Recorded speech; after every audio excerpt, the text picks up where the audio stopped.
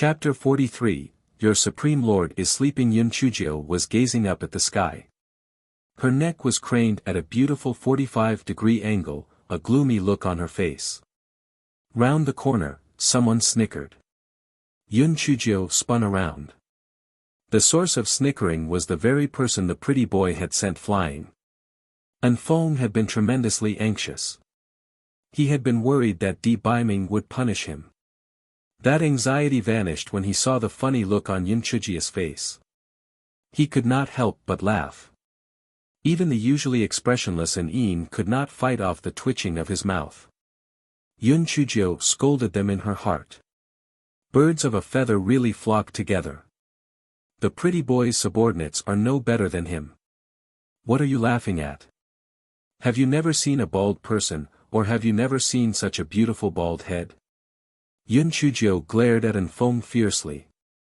An Feng had grown used to Yun Chujio's erratic personality over the past few days, so he was not bothered. He asked curiously, Dark, ninth young mistress, where is our Supreme Lord? An Feng had swallowed the words dark-skinned lass that were already at the tip of his tongue. His Supreme Lord had already embraced the dark-skinned lass, so it was possible that this dark-skinned lass would jump up the social ladder overnight. It was better for him to not offend her. He's sleeping. Both of you, don't linger around doing nothing either. Hurry up and fill up the deep pit for me. Yun Chujio put a hand behind her back and pointed at the deep pit in front with the other. After Yun Chujio finished talking, An Feng and An both looked dumbfounded. She thought. Did I fail in pretending to be high and mighty, so I wasn't able to give orders to these two?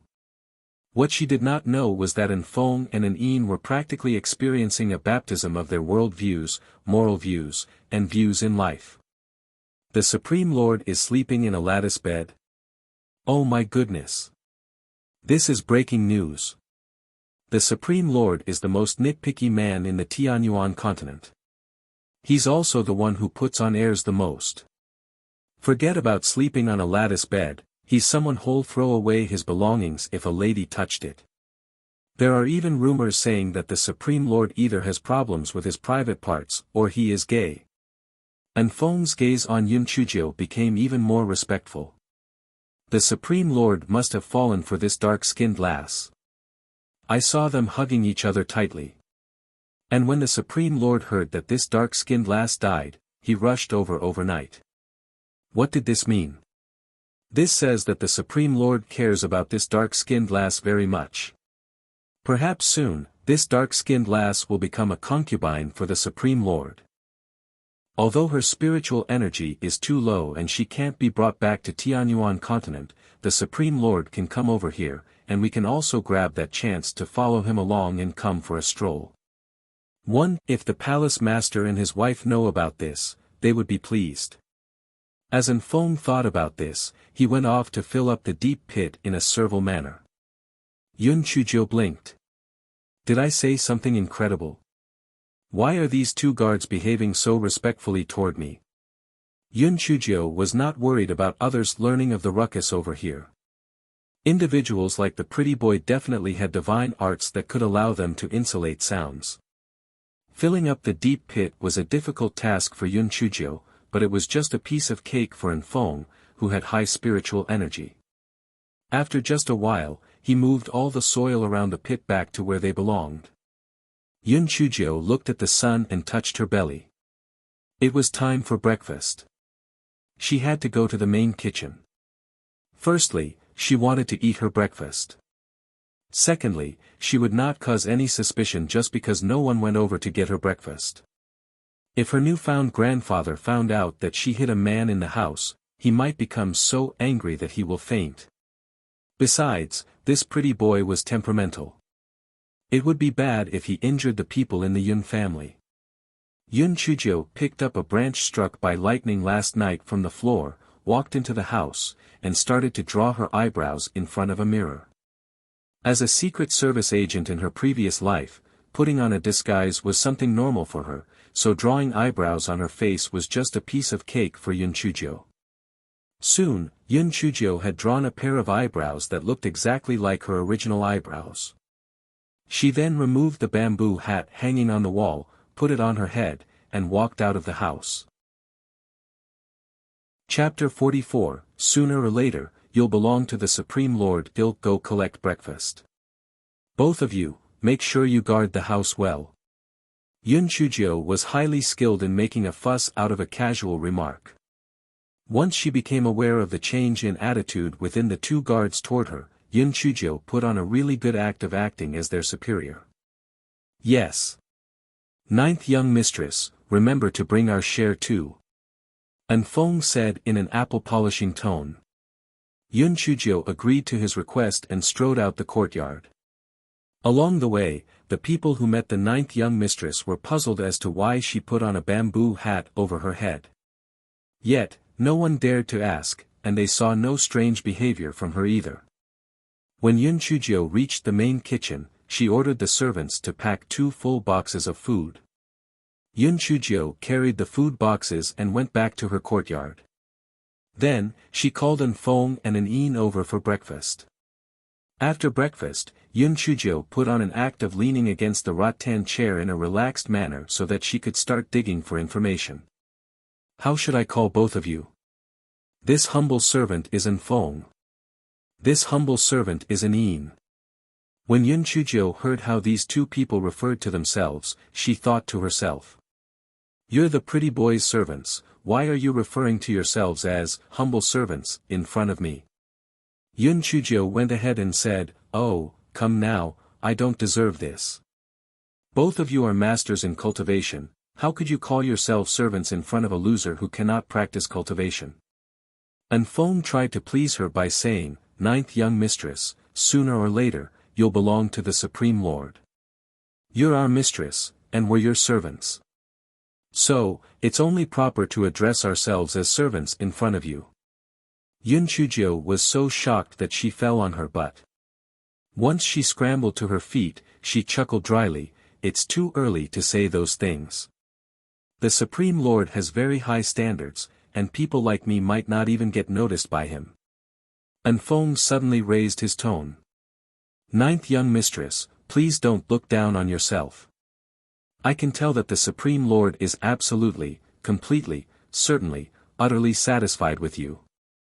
Or else, how could our Supreme Lord hug you when he's usually a clean freak, much less sleep on your bed? Yun Chujio just continued chuckling dryly without saying anything. That's a cosmic joke if I ever heard one. That pretty boy is just raring to kill me, and if it weren't for me shamelessly flattering him, I think I might have lost my life. Fancying me? He thinks I'm stupid, huh? But Yun Chujio was happy that these two guards had a misunderstanding. She switched the topic of conversation, Anfeng, just now, you told your Supreme Lord that I'm not dead yet. What's that all about? Anfeng blinked. He was not as stupid as to tell the truth. So he grinned and said, our Supreme Lord suddenly felt a pain in his heart yesterday night, and he thought something happened to you, so we rushed over that same night. I noticed there was nothing abnormal in the residence and went to inform the Supreme Lord. But, I didn't expect that I'd get chased out by the Supreme Lord. Yun Chujio naturally did not believe in the nonsense Anfeng just spouted away, but she had not expected Di Biming to send someone to protect her in secret, so she did not continue demanding answers. Anfeng sighed in relief in his mind. It's not easy to trick this dark-skinned lass. I need to be more careful later on. Ninth young mistress, what's wrong with your hair and eyebrows? Anfeng pretended like he knew nothing. I accidentally got struck by lightning. Yun Chujio just whipped out a half-truth. Anfeng was cackling in amusement in his heart.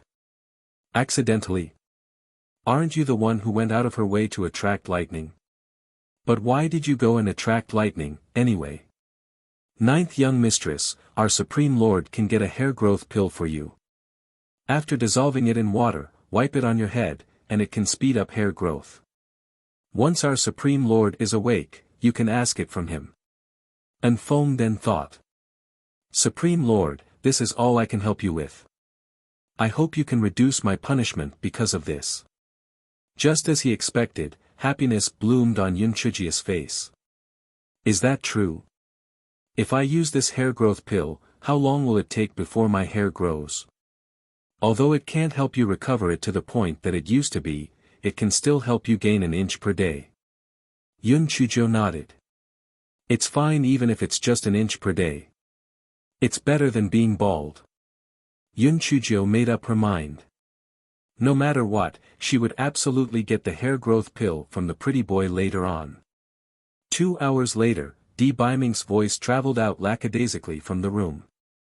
Dark-skinned thing, I'm hungry. Chapter 45, Please help me, Prince Charming. Yun Chuzhou gnashed her teeth in secret. Excuse you. What does being hungry have anything to do with me? Am I your mom or dad? But while Yun Chuzhou thought gloomily in her heart, she said, Prince Charming, your breakfast is still warm, they'll bring it to you now. Yun Chuzhou felt that she would definitely go crazy if she continued acting like this. Yun Chuzhou carried a food box and went into the room in a servile manner. Luckily, the 3 people outside had only eaten the food in one food box in the morning, and, as it happened, she could just give this food box to Di Baiming. Di Baiming was leaning against the bedside lackadaisically, and he smiled a little when he saw Yun Chuzhou striding inside. Prince Charming, you're awake now. Why do you look even more charming after your sleep? Yun Chuzhou put on a fawning look. Di Baiming had enjoyed Yun Chuzhou's great confession and hummed faintly. He moved in front of the table and ate his breakfast slowly. Yun Chuzhou put her hands under her chin and kept looking at Di Baiming without blinking. Darn it! How could this pretty boy be so good-looking? It's so unreasonable. I really wish I can draw a small tortoise on his face. Let's see whether he'll still look so pretty even after that. As Yun Chuzhou continued thinking, an enigmatic smile showed up on her face. Di Baiming naturally noticed Yun Chuzhou's passionate gaze and felt proud. This dark-skinned thing must be deeply in love with me, or else she would not look so infatuated even when she looks at me eat. After Di Baiming ate his meal, he coughed, and Yun Chuzhou snapped out of her sweet dream. Prince Charming, you finished eating? Yes. Prince Charming, let me give you a massage. Yun Chuzhou quickly tried to curry favor with Di Beijing when she remembered the hair growth pill and foam mentioned. Di Baiming was stunned. He was still not used to having someone be so near to him. But he was not that averse to Yun Chuzhou's presence, and as if he were granting a special favor to Yun Chuzhou, he said, all right. Since you're so sincere, I'll allow you to do it. Yun Chuzhou felt like strangling this pretty boy who just loved to pretend to be cool. But unfortunately for her, she could only think about it. Yun Chuzhou ran behind Di Baiming in a servile manner and started to seriously massage Di Baiming's shoulders. In the beginning, Di Baiming's body was quite taut. But no one knew whether it was because Yun Chuzhou's skills were really good, or whether it was for some other reason, but Di Baiming slowly relaxed, and he felt that the sensation of being massaged was actually pretty good. Even the dazzling sunlight shining from outside became pleasing to the eyes. Prince Charming, could you help me out a little? Yun Chuzhou finally let the cat out of the bag. Speak, said Di Baiming faintly with his eyes closed. Well, isn't my hair all gone? I'm really a little ugly because of it, and I know that you have a lot of methods up your sleeves, so could you help me get some pills that will promote hair growth? How did you lose your hair? Di Baiming did not agree nor disagree. Yun Chuzhou blinked, thought about things for a while, and decided to tell the truth. I mean, I'm useless when it comes to cultivation, right? But after being struck by lightning yesterday, I found out that I can absorb the power of lightning. So, I climbed up to the tree and wanted to absorb more.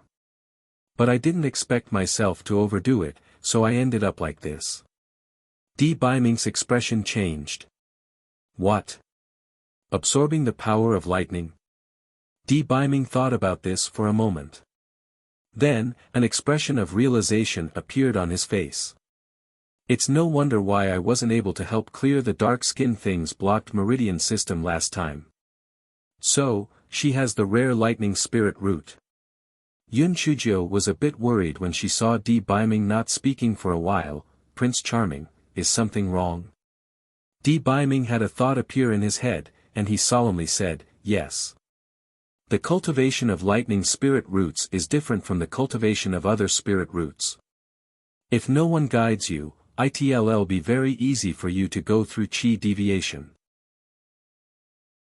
Chapter 46. So, you're the culprit. Yun Chujio was someone who treasured her life greatly.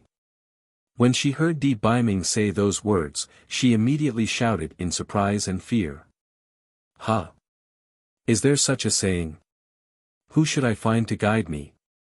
The people in Yi City don't even know about lightning spirit roots. Only the main 4 sects in the Qingxian continent have cultivation techniques for lightning spiritual roots. But, it's not easy to become one of their disciples, especially for someone stupid like you, Di Baiming said scornfully. Yun Chujio was so angry that she glared at him, and she used more strength in her hands. Yes, not bad. This is just nice. You used too little strength just now. Di Baiming said in satisfaction. Yun Chujio was so mad that she twitched, and she had a strong urge to kick Di Baiming. However, she put up with it in order to protect her own life.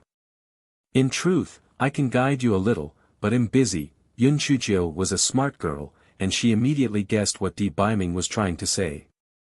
Prince Charming, I just know that you're capable of doing anything you want. I might be a little slow in the head, but I'm hard-working. Like they say, hard work can compensate for a lack of natural talent.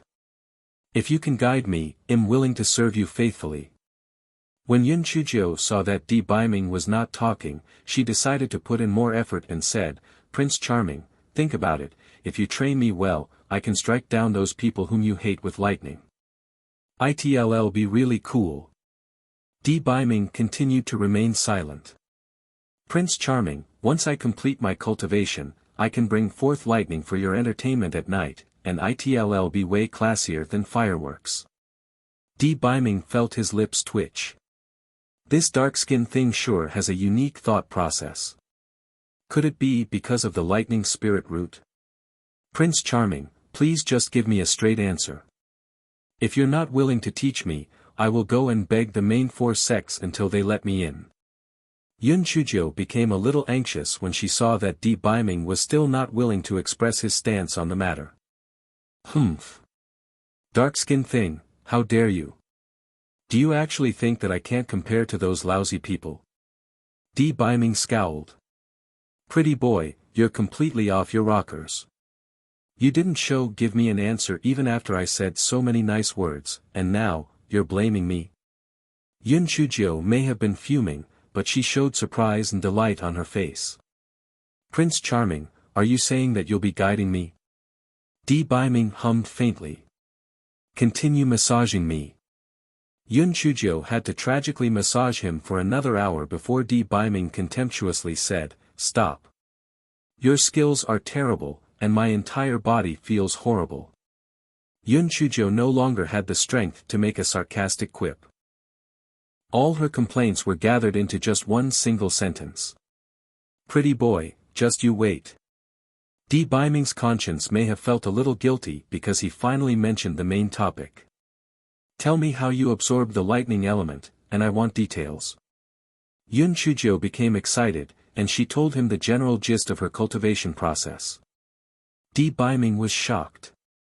While those with lightning spiritual roots could absorb the power of lightning, it was only limited to wandering lightning elements. He had never heard of anyone who could directly absorb lightning into their bodies like the dark-skinned thing. The power of lightning is incredibly wild.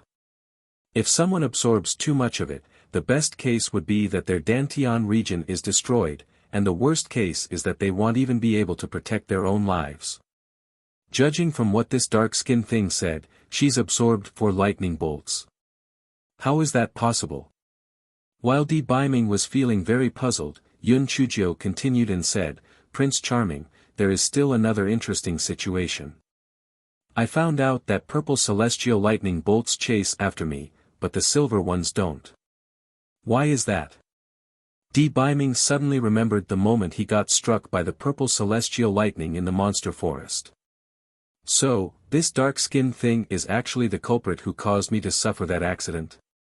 Yun Chujio suddenly felt her skin crawl, and she noticed Di Biming looking at her so angrily that it looked like he wanted to rip her to shreds. She was completely dumbfounded. Chapter 47, Your smile is really ugly, dark-skinned thing, you caused me to be struck by celestial lightning. How do you think you should be sentenced? Di Biming stared at Yun Chujio eerily. Yun Chujio's head worked fast, and she understood the meat of the situation, so she spoke in a slightly shy tone, Prince Charming, this just shows that the heavens have determined that we share a fate together. If it wasn't for the celestial lightning, how would I have gotten to know you, Prince Charming? The celestial lightning is our matchmaker. However, she actually felt that her anger had been vented slightly. Serves you right. Why didn't the lightning kill you? Anyway, this may turn out to be a good method. Next time, if I have a similar chance, I'll hold this pretty boy and let the celestial lightning kill him. Di Biming had no idea that Yun Chujio was actually vying for his death. He carefully and deliberately thought Yun Chujio's words through, and he felt a strange feeling in his heart. It was as though there were small feathers gently brushing over it. Prince Charming. Prince Charming. Is my situation normal or not? When Yun Chujio saw that Di Biming was not speaking, she felt incredibly ill at ease. It was only then that Di Biming's mind returned to the present. Your situation is unheard of.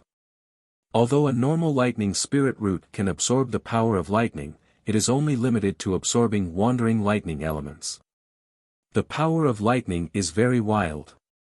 If it's absorbed directly, best case scenario, it damages the Dantian region, but worst case scenario, the cultivator does not survive.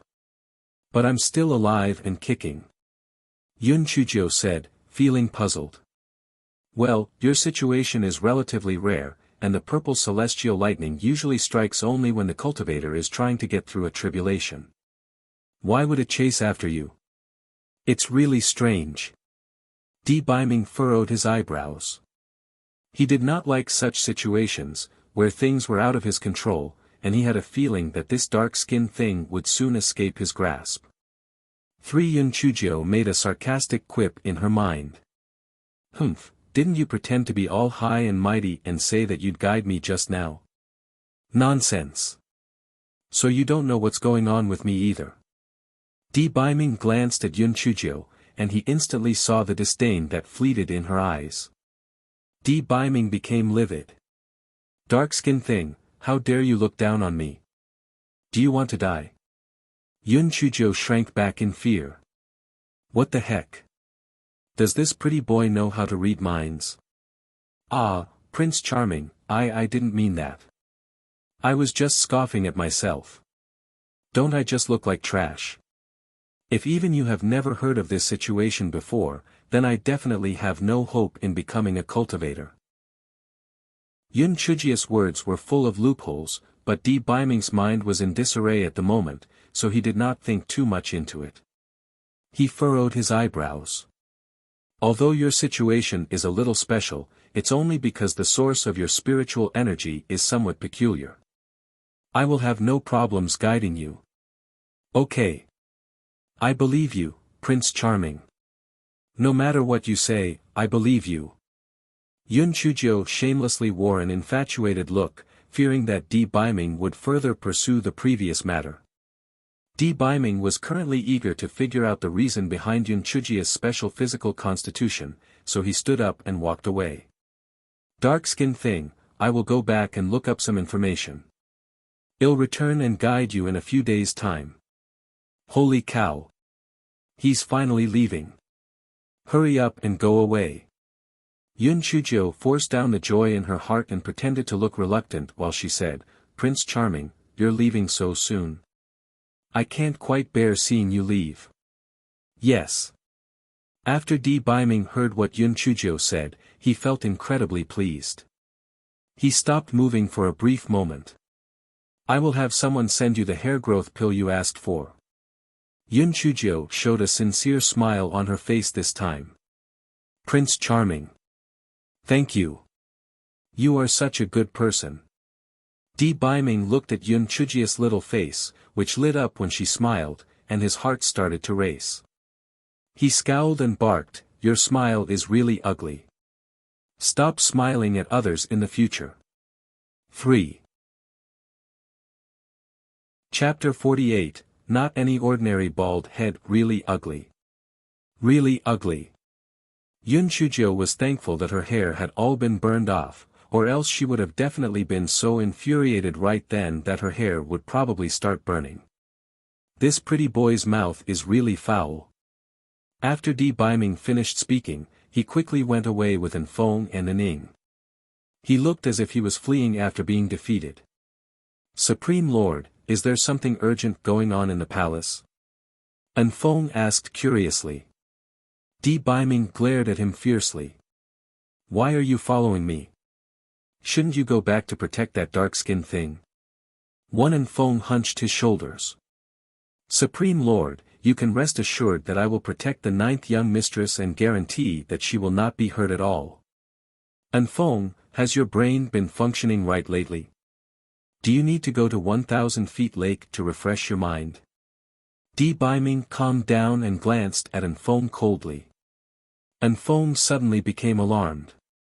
After he remembered what Di Baiming told him last time, he quickly said, Supreme Lord, I understand. If the 9th young mistress' life is not threatened, I will not take any action. Di Baiming scoffed coldly. Do not let this happen again. Once An Feng watched Di Baiming leave into the distance, he wiped off his cold sweat and returned to the Yun family. Yun Chujio rested her chin on her hands and started to worry. I can say that the big tree in the courtyard was struck down by lightning, but what am I supposed to say about the door? After thinking for a while, Yun Chujio's eyes lit up, and she had an idea in her head.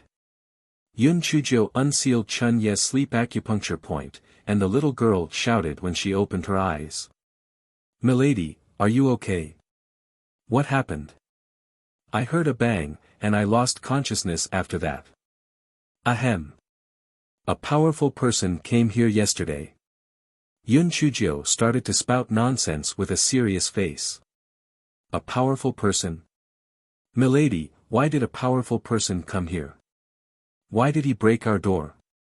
He didn't do anything to you, did he? Chun Yu looked worried. Not only did that powerful person not hurt me, but he also accepted me as a disciple. He'll be able to become a cultivator in the future. Yun Chujio said excitedly. Chun Yu had a simple personality, and she did not doubt Yun Chujio's words. Really? That's really great. Milady, where is your master? She said happily. Ahem. My master has an unsightly appearance and is unwilling to be seen by others. He left after guiding me a little. He will teach me again another day. Yun Chujio was getting better at lying. An Feng was hiding in the dark, and the corners of his lips unwittingly twitched. This dark-skinned lass is really good at spinning tales. Our Supreme Lord is so handsome that mortals and gods are envious of him. How could she say that he looks unsightly? 9th young mistress, how could you say something like that without feeling guilty? After Yun Chujio ate her lunch, she skipped out of her courtyard wearing a bamboo hat. Grandpa! Grandpa! Your granddaughter, Young Jiu, is here to see you. Yun Chujio yelled cheerfully outside Yun Xiaoshan's study. Come in. Yun Xiaoshan's hearty voice came from the room. Yun Chujio leaped into the room and grinned at Yun Xiaotian. Grandpa, I'm here to tell you a piece of great news. Great news? It's not raining outside, why are you wearing a bamboo hat? Yun Xiaotian asked in puzzlement. La la la. Grandpa, what do you think of my new hairstyle? Isn't it shiny? Yun Chujio took off the bamboo hat swiftly. Yun Xiaotian jumped out of his seat in shock. He trembled as he pointed at Yun Chujio. Ridiculous. You're being plain ridiculous right now. Are you going to be a nun? 2. Grandfather, don't be angry. Calm down. Listen to my explanation. My bald head is not any ordinary bald head. This is a symbol of intelligence and wisdom. This is proof that I have become someone amazing in just one move. Yun Chujio said with a grin. Chapter 49, My master is very ugly. Yun Xiaotian was so angry that he panted. Nonsense. This is just a bunch of nonsense. How can a girl be bald? You're just being ridiculous. Yun Chujio bared her teeth.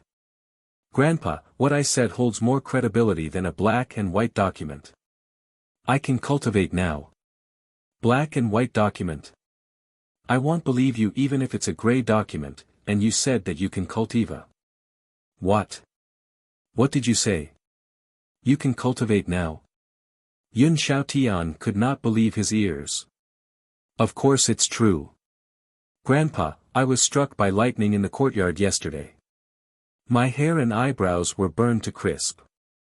Then, in the morning, a powerful person came to me and said that I have the rare lightning spirit root and wanted to be my master, Yun Chujio said while she gestured wildly.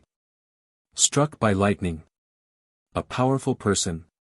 Lightning spirit root? He wants to be your master. Yun Xiaotian felt that he could not make any sense out of Yun Chujio's words. Yun Chujio nodded, feeling incredibly pleased with herself. Yes, that's right, Grandpa. I will be able to cultivate from now on. I will strike down anyone who dares to bully the Yun family in the future. Yun Xiaotian was still having a hard time trying to believe her. Lightning spirit root? I have never heard about it before. Grandpa, my master said that the lightning spirit root is rare. That is why so many people have not heard of it. Yun Chujio pushed all responsibility onto her fake master. Although Yun Xiaotian still appeared doubtful, he was actually a great deal happier with the situation. Oh, that's good. Regardless of what the spirit root it is, as long as you can cultivate, it'll be good. Young Jiu, where's your master? Please invite him over immediately. No, I'll go and thank him myself. Yun Chujio hurriedly waved her hand. No, there's no need for that. My master is someone who keeps a low profile, and he is very ugly. He has a scar on his eye, a bulbous nose, and a toad-like mouth. He doesn't want to meet people and has already left. Yun Chujio was feeling really pleased with herself with all the lies she told. Pretty boy, didn't you say that I was ugly? Now, it's my turn. Humph, you are so ugly that you can't meet anyone. Young Jiu, stop this nonsense. You are not to go back on the teachings of respecting your master. How can you slander your master like that? Yun Xiaotian glared at Yun Chujio. Yun Chujio felt wronged. She never dared to scold the pretty boy in front of his face, but when she badmouthed him behind his back, her newfound grandpa decided to nag her. Yun Chujio pursed her lips. Got it, Yun Xiaotian asked for a little more details, but Yun Chujio brushed him off with half-truths. Grandpa, I know that I must be really conspicuous right now, so I'll work hard and practice cultivation in my courtyard over the next few days. Yun Chujio touched her bald head and said with a dry chuckle. Yun Xiaotian thought that Yun Chujio looked a little ugly too, so he nodded and agreed to her request. The grandfather and granddaughter pair chatted for a while. Then, Yun Chujio put on her bamboo hat and skipped out of the house. Yun Chujio met Butler Ji as soon as she walked out of the courtyard. She smiled and said, Butler Ji, I was just looking for you. Can you please make arrangements to fix 2 doors? As luck would have it, my doors were, broken again. Butler Ji was stunned. Again. Hee, just like the last time, they were reduced to bits. Yun Chujio felt that the doors in her residence were really unlucky. Butler Ji looked dumbfounded. Is there really a powerful person who is targeting the Yun family? Butler Ji agreed to her request with a few ambiguous words and slipped into Yun Xiaoshan's study room as quickly as a rabbit. Yun Chuzhou blinked and shrugged. She then headed back to her courtyard. In the evening, Butler Ji asked someone to install the new doors. Butler Ji was now more respectful toward Yun Chuzhou. My goodness! The 9th young mistress master has actually managed to destroy the doors to this extent. The 9th young mistress will have a bright future ahead of her. However, Butler Ji wondered why the 9th young mistress master would want to break the door. Did he have some special hobby or something? As for a certain Supreme Lord who was suspected to have a special hobby, he was currently studying diligently in a library. Chapter 50, 1 T-egg. There were thick piles of jade slips on the ground, and Di Biming's usual cold expression was full of irritation. Even after he looked through so many jade slips, he could not find anyone with a case that was the same as the dark-skinned thing. It was basically unheard of for anyone to be able to directly absorb the power of lightning. The more he thought about it, the more he felt that the dark-skinned thing possessed an unusual physical constitution. The lightning tribulation was the most feared tribulation among cultivators. Countless powerful people had been defeated by the lightning tribulation, but here was the dark-skinned thing, capable of directly absorbing it. It was so illogical that it was terrifying just hearing about it. Di Biming did not like the situation. Although he did not understand what kind of mentality he had, he felt extremely awful because the situation was out of his control. He spent the whole night in the library. The first reason was that he wanted to find an explanation for Yun Chuzhou's special body constitution. The second reason was that he wanted to find a suitable cultivation method for Yun Chuzhou. The next morning, Di Biming sighed.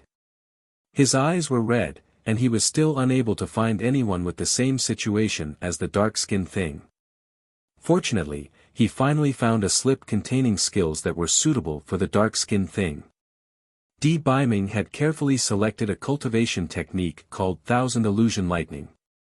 It was suitable for those with lightning spirit roots, and there was no upper limit to the technique, which meant it was a technique that could be upgraded infinitely.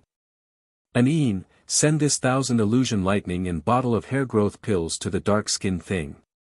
Yes, Supreme Lord.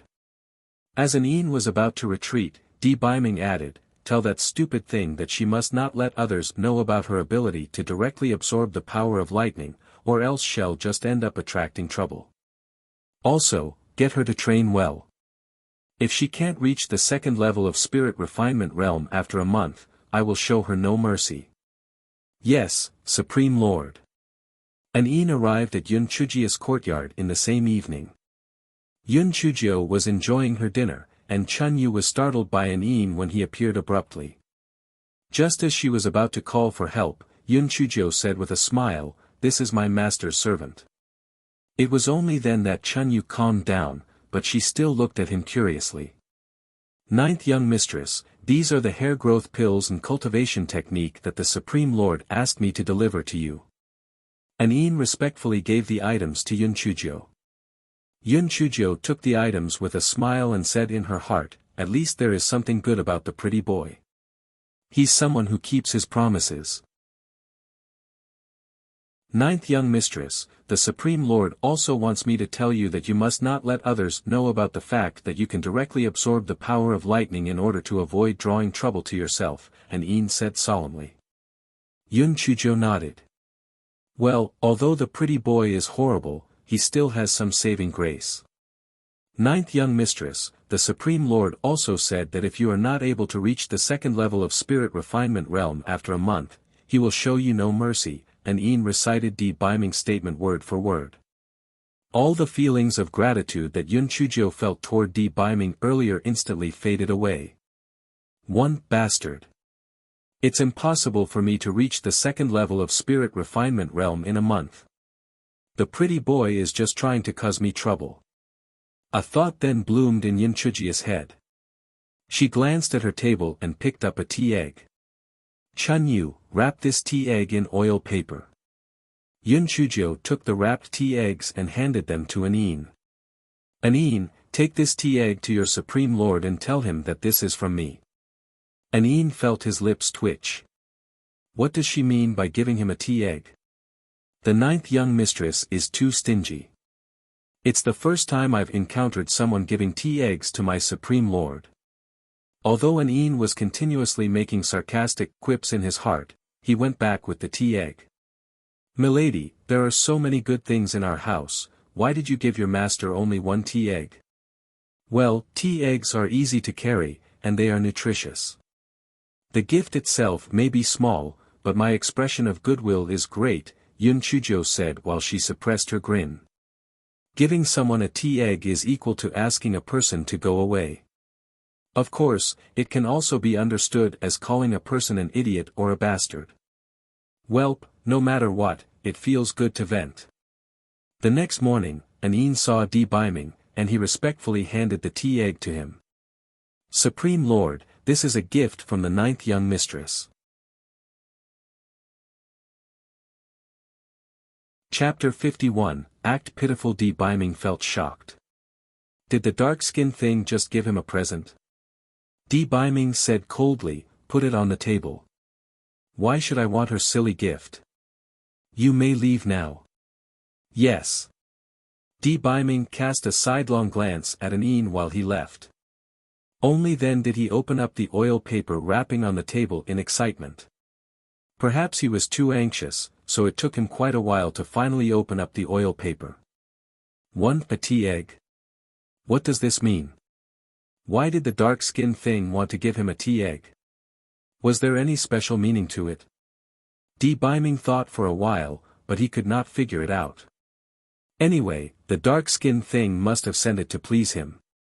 He could just ask her the next time they met. Although Di Biming had just taken his breakfast, he still ate the tea egg. How strange. Why have I never thought that tea eggs could be so delicious? Tell the kitchen to add a tea egg for me every morning. Di Biming recalled the tasty flavor of the tea egg and instructed the servant. After An heard about this incident, he secretly raised Yun Chujia's status to a higher level. The Supreme Lord must be falling for ninth young mistress deeply. Otherwise, he would not extend his love to the tea egg. Yun Chuzhou sneezed hard 3 times.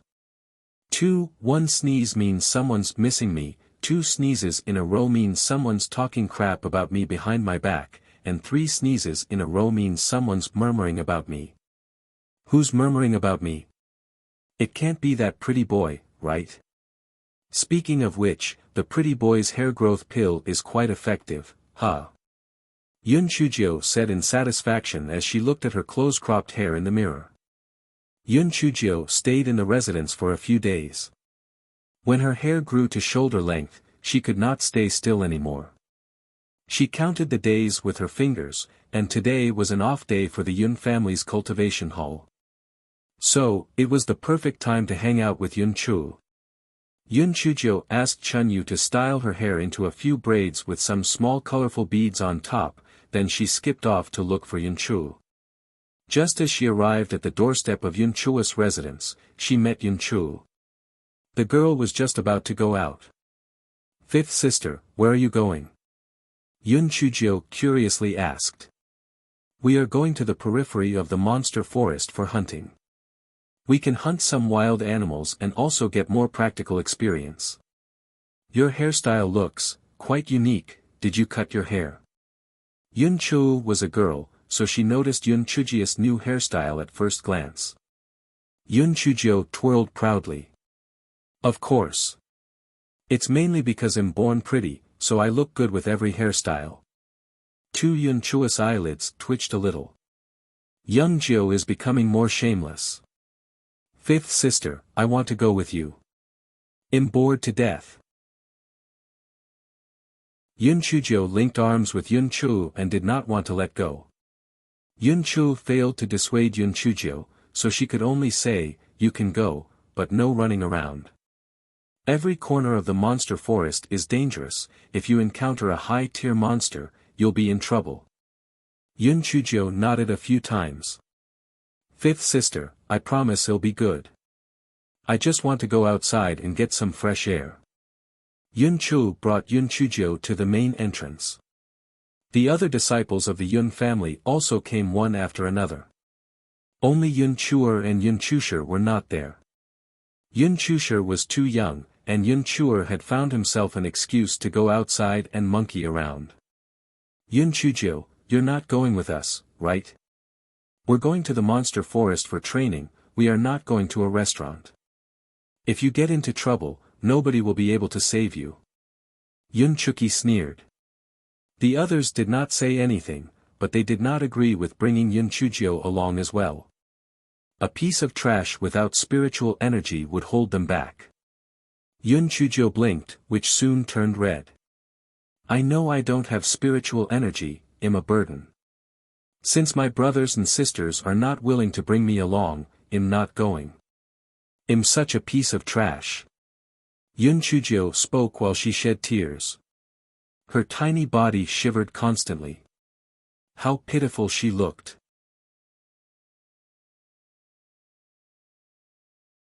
Chapter 52, Chubby Rabbit. When Yun Chujio started to act pitiful, the boys found that they were unable to bear the sight. Yun Chusher quickly comforted her. Young Jio, don't cry. Follow me, I'll protect you since I'm your fourth brother. Yes, young Jio. I have my duty as your sixth brother to protect you as well. Just follow us. That's right. It's not like we can't protect you alone with so many of us around. Young Jio, your eighth brother will protect you. Yun Chuba held out his fist and said boisterously. Old eighth, forget it. You might end up being the one who needs protection. You're just at the second level of spirit refinement realm, and you want to be a hero? Yun Chuki said tartly when she saw everyone protecting young Jio. Humph. Seventh sister, you just reached the third level of spirit refinement realm. Your achievements aren't a big deal either. Yun Chuba was a hot-blooded young man. When he heard Yun Chuki's trash talk, he immediately fought back tit for tat. Yun Chui coughed dryly a few times. All right, stop arguing. Well, bring young Jio along, and I'll protect her. Let's go. As the eldest, Yun Chujio still stood as an authoritative figure among the younger members of the Yun family. Hence, all of them got on their horses and brought their guards along to head to the monster-infested forest. Yun Chui picked an obedient filly for Yun Chujio, and she stopped shedding tears immediately. She happily got on the filly, moved next to Yun Chu, and started to chat up a storm with her. There were no visible signs of any sadness on her at all. Everyone suddenly felt like they had been cheated. Young Jio, could you at least be more professional when you're putting up an act? Yun Chuki angrily said to Yun Chushan, third sister, young Jio is becoming worse. She sounds so convincing when she lies. Yun Chushan stared at Yun Chuji's back. Disgust flashed in her eyes, but she softly said, young Jio is still young. Since everyone pampers her so much, she can't avoid being a bit unpredictable. Humph. It's all because the head of the household treasures her so much. These people are just trying to curry to her favor. That piece of trash is just marching to her own death by going to the monster forest when she has no spiritual energy whatsoever. Yun Chuki became angrier after she listened to Yun Chushan. Yun Chushan smiled but said nothing. However, she did think about something. It'll be pretty good if an accident happens later. This Yun Chujio is becoming even more difficult to understand than before. And she's getting more annoying. 2 hours later, the people of the Yun family arrived on the outskirts of the monster forest. All of them got down from their horses, took 2 guards with them, and entered the forest. Yun Chujio had fled in a hurry last time, so it was only natural that she did not have time to observe the forest carefully. The monster forest looked slightly similar to the rainforests in her previous life. Other than the tall trees, there were also a lot of vines and shrubs. Young Jio, these coral berries are sweet and sour. Girls love them.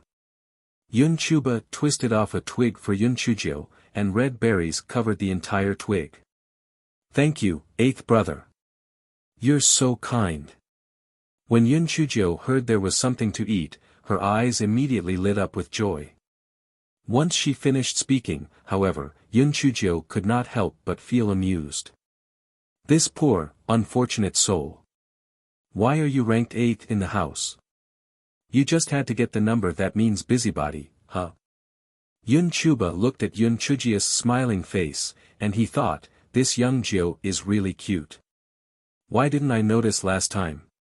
Having a younger sister like her, feels pretty good. Everyone, be careful. A monster is coming over. Yun Chui quickly warned them. Everyone swiftly hid their bodies and waited for their prey to appear. Yun Chujio was quite excited. I haven't seen a monster before. What does a monster look like? Soon, a gray monster appeared.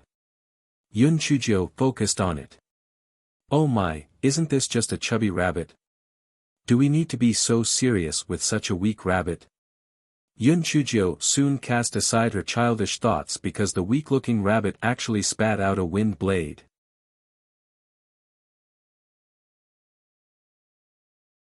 Chapter 53, You Want to Get Close to Me, huh? The wind blade from the gray rabbit was very sharp. It managed to cut off a twig that was about the breadth of a finger. Yun Chulu and Yun Chuba jumped out, and two of them started to fight with the gray rabbit. Yun Chujio found this incredibly interesting.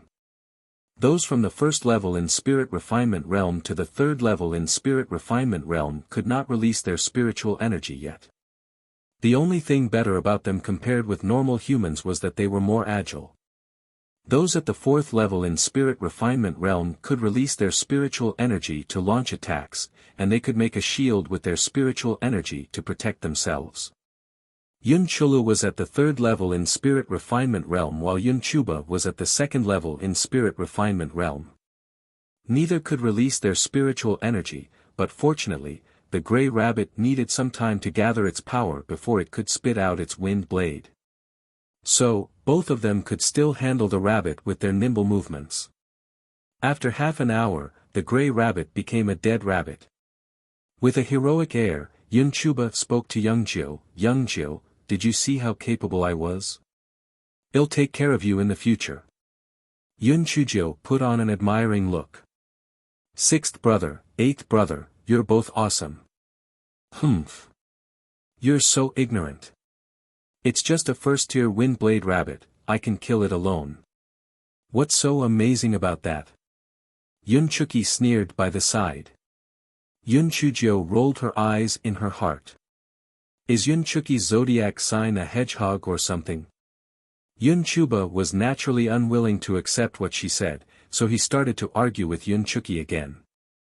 Yun Chui's expression darkened. Chuki, Chuba, if both of you keep causing a ruckus, go home. Yun Chuki and Yun Chuba glared at each other. They stopped talking, and they looked rather ashamed of themselves. Everyone continued to walk further into the forest. They met some monsters back to back, but those were just first-tier monsters. Yun Chujio never really realized just what kind of strange world she had come to in the past. But since she saw a rabbit spitting out a wind blade, a pheasant whose feathers could become arrows, and a squirrel that could spit fireballs, she felt like she had finally uncovered a corner of this world. These first-tier monsters may have had their special abilities, but there was a gap between each time they could use their abilities. Therefore, although the disciples of the Yun family suffered from some superficial wounds, they could still handle the monsters. In a while, the guards had held quite a number of spoils in their hands.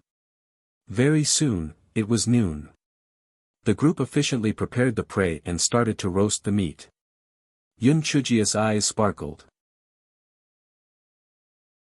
She kept her eyes fixed on the sizzling meat, and she could not look away. Such a big eater. You glutton. Yun Chuki glared fiercely at Yun Chujio. Seventh sister, are you desperate to get closer to me? Yun Chujia's gaze finally moved from the roasted meat to Yun Chuki. Get closer to you. You're thinking too highly of yourself. Trash, stop. Since you don't want to get closer to me, then stop placing your attention on me. You just keep talking about me, you know. So I thought you really wanted to attract my attention. Yun Chujio schooled her face and cast a profound glance at Yun Chuki. Yun Chuki subconsciously felt a little scared. She thought that Yun Chujio's eyes were even sharper than those of the monsters, so she told Yun Chujio that she was just running her mouth off, albeit in an abashed manner. Then, she went off to search for Yun Chushan. Finally, the world around her became quiet, and the meat was also done. Yun Chujio was not afraid of being scalded. She grabbed the rabbit leg that Yun Chui passed to her and started to munch on it. Yum! Yummy! Delicious! It tastes so good. Yun Chujio was extremely happy. This monster meat tastes much better than normal meat. It's so fresh and tender, fat but not greasy, lean but not dry. It's a true delicacy. While Yun Chu was eating happily, Yun Chui shouted, "Hide! A second-tier monster is coming over." Yun Chu dragged Yun Chujio to the shrubs at the side to hide. Yun Chujio was so angry that she glared in anger. Why did this friggin' monster have to come now? Damn it!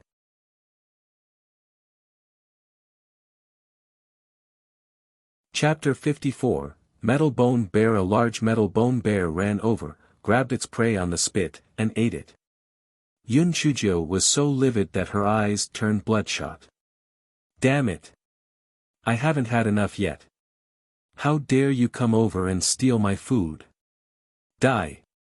Yun Chu was terrified by the fierce aura oozing out of Yun Chujio, and she thought. What's going on with Young Jiu? Is she too scared? Yun Chi glowered and whispered, theoretically speaking, this area should only cover the first-tier monster's sphere of activity. Why is there a second-tier metal bone bear over here? Big brother, this metal bone bear could have been attracted by the monster meat. Although it's quite hard to deal with it, we can still work together and kill it. Who knows? Maybe there are crystal cores in its body. Yun Chuba said excitedly. All of you, do not get involved. Chusher and I will handle this. Yun Chi glanced at Yun Chusher, and both of them blocked the metal bone bear by positioning themselves in front as well as behind it. Yun Chi raised his hands, and a wind blade went flying toward the metal bone bear's chest. Yun Chujio was excited. So, that's how spiritual energy looks like when it's released. That's so cool. If I'm at the 4th level in spirit refinement realm, would I be flinging celestial lightning bolts every time I raise my hands? Phew, it sounds awesome even when I'm just thinking about it. Although the wind blade cut into the metal bone bear, it brought no damage to it due to its rough and thick hide. It did, however, make the metal bone bear furious. The metal bone bear growled, raised its large paw, and waved it at Yun Chui, who was in front of it. Yun Chui immediately moved his body and dodged the hit from the metal bone bear. At that moment, Yun Chusher waved his hands behind the bear, and a fireball the size of a fist flew toward the metal bone bear. The metal bone bear's black fur instantly started to burn. The monster may have been huge, but it was very agile. It rolled on the ground and extinguished the fire. It was now completely livid. It started to growl loudly. Growl. Similar growls could be heard from a spot not far away. Oh no! There is still another metal bone bear nearby. Yun Chui was terrified. The metal bone bears could be a couple. It would have been easy to fight with just one, but to fight 2 of them would be incredibly hard. However, it was too late for them to leave now. Another metal bone bear, which was even larger than the first, growled and rushed toward the shrub where the members of the Yun family were hiding in. Oh no! This is a 3rd-tier metal bone bear. Climb up the tree. Yun Chu pushed Yun Chujio away. Meanwhile, the other members of the Yun family fought with this metal bone bear. Those who were not engaged with the first were all at the 3rd level in spirit refinement realm, so they were not able to perform long-ranged attacks. But the metal bone bear was extremely powerful, and soon, some guards were injured. The others also suffered varying degrees of injuries. Yun Chuzhou sat on a tree branch and frowned. They're just attacking without any order at all. Seriously, they'll just waste their energy, and the results will not even be good. Yun Chujia's mind raced, and she thought of something. She shouted loudly, "Fifth sister! Use your sword and stab its eyes. Sixth brother, cut its ears off with your saber. Seventh sister, use your sword and poke its asshole." One Yun Chuki was so livid that she almost got a stroke when she heard that, but she knew it was not the time for her to get mad. Hence, she could only focus on attacking the metal bone bear's asshole like a tragic heroine. After 1 hour, both metal bone bears fell to the ground with a boom, and the members of the Yun family were so exhausted that they collapsed on the ground as well. Yun Chuzhou climbed down the tree with deft movements and kicked one of the metal bone bears viciously. "Damn you! You're at fault for snatching my roasted meat. I blame you for disturbing me during my mealtime. Humph! I'll roast you and eat your paw later." Yun Chuzhou, "We're exhausted, and you can only think about food? You're so ungrateful." Yun Chuki spat while she panted. Just as Yun Chuzhou was about to say something, the sound of footsteps was heard from the distance, and judging by the sound, there were quite a number of people coming toward them. Everyone raised their heads, and they saw the Bai family approaching them. Bai Moyu was leading them. "Surround them. Kill them," Bai Moyu said ruthlessly. 2.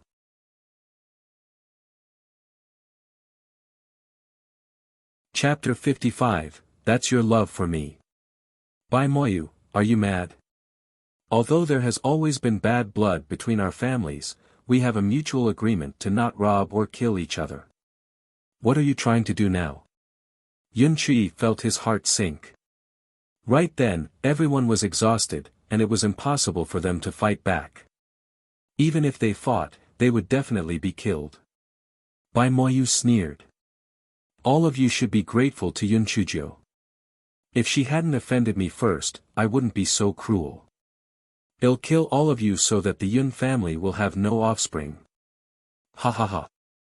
I'd like to see just how you can even think about opposing the Bai family by then. Yun Chuki glared at Yun Chuzhou fiercely. As for Yun Chushan, she had a strange expression as if she was cooking something up in her mind. Yun Chuzhou never expected Bai Moyu to do such a thing. Seriously, he's a real sinister one. Unless the Yun family managed to completely retreat today, they would definitely hold a grudge against her. Yun Chuzhou would not be able to gain a footing in the Yun family in the future as well. Bai Moyu, young Jiu only scammed 500,000 taels of silver from you. We can just return it to you once we get back. Yun Chi hoped to buy them some time. Once everyone's stamina recovered, they might actually have a winning chance. Bai Moru walked out from the back, and she looked savage. Brother, you don't have to talk to them. Just kill them. Pass Yun Chuzhou to me, I'm going to kill her myself.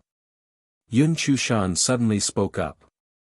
Young Master Moyu, Miss Moru, since Yun Chuzhou is the cause of this problem, we can just hand her over to you. There's no need for us to make a big fuss over this. Even if you really fight with us, you might not be able to achieve complete victory. A thought then materialized in Bai Moya's head. Third lady, what you've said is reasonable. All right. As long as you leave Yun Chuzhou behind, all of you can leave immediately. Chushan, enough with the nonsense. Young Jiu is our sister. There is no way we are abandoning her. Yun Chi rebuked Yun Chushan. Big brother, I can't bear leaving young Jiu behind too, but we can't just cast away the majority for the minority. Are all of us going to get killed because of her? Young Jiu, tell us, shouldn't you be responsible for this? Yun Chushan asked Yun Chuzhou, as though she could not bear the thought of sacrificing her too. However, before Yun Chuzhou could say anything, Yun Chuu became the first to oppose Yun Chushan's decision. No. I won't agree to it. I'll never hand young Jiu over to them. If worse comes to worst, we can just fight them to the death. I won't stand for this too. I'm not afraid to die at all. I'll just be reincarnated, and 12 years later, I'll still be a man. I, Yun Chuba, will not betray my sister just so that I can survive. Exactly. At worst, we can all die together and become siblings again in our next life. Yun Chulu forced himself to stand, and he carried his large saber so that he could shield Yun Chujio. Chusher, Chuki, what do you say? Yun Chui looked at Yun Chusher and Yun Chuki. Yun Chusher smiled coldly. We, members of the Yun family, are willing to fight to the death instead of staying alive without dignity. If you want to kill young Jiu, you will need to do it over my dead body. Chuki, what about you? Yun Chushan's face was a little pale. She did not expect that within just a few days, Yun Chujio, who had been disliked by everyone, would gain so much popularity. She looked at Yun Chuki. Yun Chuki is always treating Yun Chujio as if she's her greatest enemy, she'll definitely side with me. Humph. Yun Chujio might be a rascal, but that's a private matter within the Yun family. Members of the Bai family, who do you think you are? Yun Chujio still needs to remain alive to be my punching bag. Yun Chuki forced herself to stand up as well, and she brandished the sword in her hands. One Yun Chushan was shocked. She had thought that at the very least, Yun Chuki would stand by her side. Yun Chujio was extremely shocked as well. Seventh sister. It's no wonder why you always cause me trouble. So that's your love for me. Yun Chuki gave Yun Chujio a death glare. Get lost. Yun Chushan felt deep loathing in her heart. She could not understand why these people would want to protect Yun Chujio even at the risk of death. Still, she smiled bashfully and said, since everyone is so fearless, I will naturally not fear death as well. Come, let us die together. 1.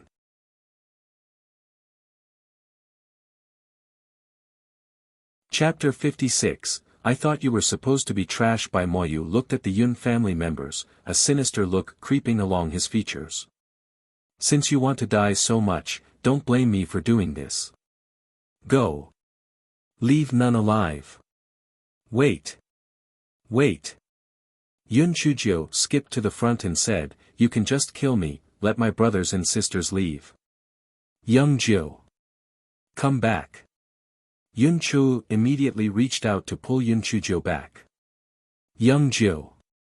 Yun Chui and the others also stood in front of Yun Chujio to shield her. Yun Chujio. Get your stupid *SS over here. Yun Chuki glared at Yun Chujio. Yun Chujio pretended to be strong and smiled at everyone. I understand your kindness toward me, my brothers and sisters. Third sister is right. I can't have everyone die because of me. When all of you go back, please just give me a grand funeral and offer more joss papers on the 1st and 15th of every lunar month for me. Oh, and good food. That'll do. Nonsense. Young Jiu, will not abandon you. Yun Chui scowled at Yun Chushan when he heard what Yun Chujio said. I know that this third sister of mine is a scheming individual, but I didn't expect her to be so selfish. The other members of the Yun family also looked at Yun Chushan in disapproval, and they, too, tried to persuade Yun Chujio from sacrificing herself. Yun Chushan lowered her head, losing the courage to meet the people's gazes. In her heart was a deep hatred for Yun Chujio. Yun Chujio, you better die today. Or else, I'll kill you one day with my own hands. Big brother, you don't have to say anything else, I've made up my mind. I've wronged the Yun family many times in the past, and you can think of this as me making up to all my wrongdoings. Bai Moru, didn't you say you want to kill me? Just kill me if you have the guts to do so, don't be all bark and no bite, you better not disappoint me. Yun Chujio suddenly wrenched herself from Yun Chua's grasp and rushed toward Bai Moru. Bai Moru's eyes had been bloodshot for some time. When she saw Yun Chujio run toward her, she lifted her sword and slashed at Yun Chujio. The members of the Yun family wanted to move forward, but they were blocked by the Bai family after a wave from Bai Moya's hand. Bai Moyu did not move forward to help Bai Moru. In his mind, he believed that Moru must have been careless and fell for Yun Chujio's trap last time. Now, she would definitely be able to kill Yun Chujio, and in turn, prevent this incident from turning into an inner demon that would plague her during her cultivation in the future. Also, even if Moru is in danger, it'll never be too late for me to help. There's no way someone at the 4th level in spirit refinement realm, would not be able to deal with a piece of trash.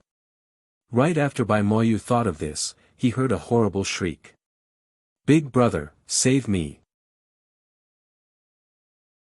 Bai Moyu turned around and saw Yun Chujio holding a sword against Bai Mora's neck.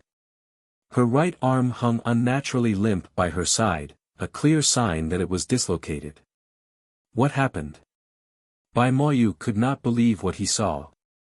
In just around 10 breaths, Moru had actually been suppressed by that sorry excuse of a human being. The members of the Yun family were shocked as well. But they had managed to see all that transpired. When Bai Mora's sword went for Yun Chujio moved around Bai Moru with bizarre movements and hit Bai Mora's shoulder with a knife hand strike. The sword on Bai Mora's hand was then grabbed by Yun Chujio, and immediately after, Yun Chujio had pressed the blade against Bai Mora's neck. The entire process had lasted only around the span of 10 breaths, and the members of the Bai family had not even managed to register what had happened. For a period of time, both the Bai family and Yun family were a little dumbfounded. Isn't Yun Chujio supposed to be trash who can't cultivate? Just what sort of skill did she possess to subjugate Bai Moru with just one move? It had to be known that she was at the 3rd level in spirit refinement realm. Even someone at the 5th level in spirit refinement realm might not be able to do that. Had Yun Chujio been hiding her skills all this while? Yun Chujio bared her teeth. "Bai Moyu, take your people and go, or else, I'll kill Bai Moru." Bai Moya's face was livid with rage. He resented Bai Moru for her incompetence. It was all her fault that his plan had been completely ruined. "Let go of Moru first, and they'll let you all leave," Bai Moyu said with a gloomy look. "Do you think I'm dumb? I'll let go of Bai Moru when we're safely back home." But Yun Chujio was a cunning person. There was no way she would be fooled.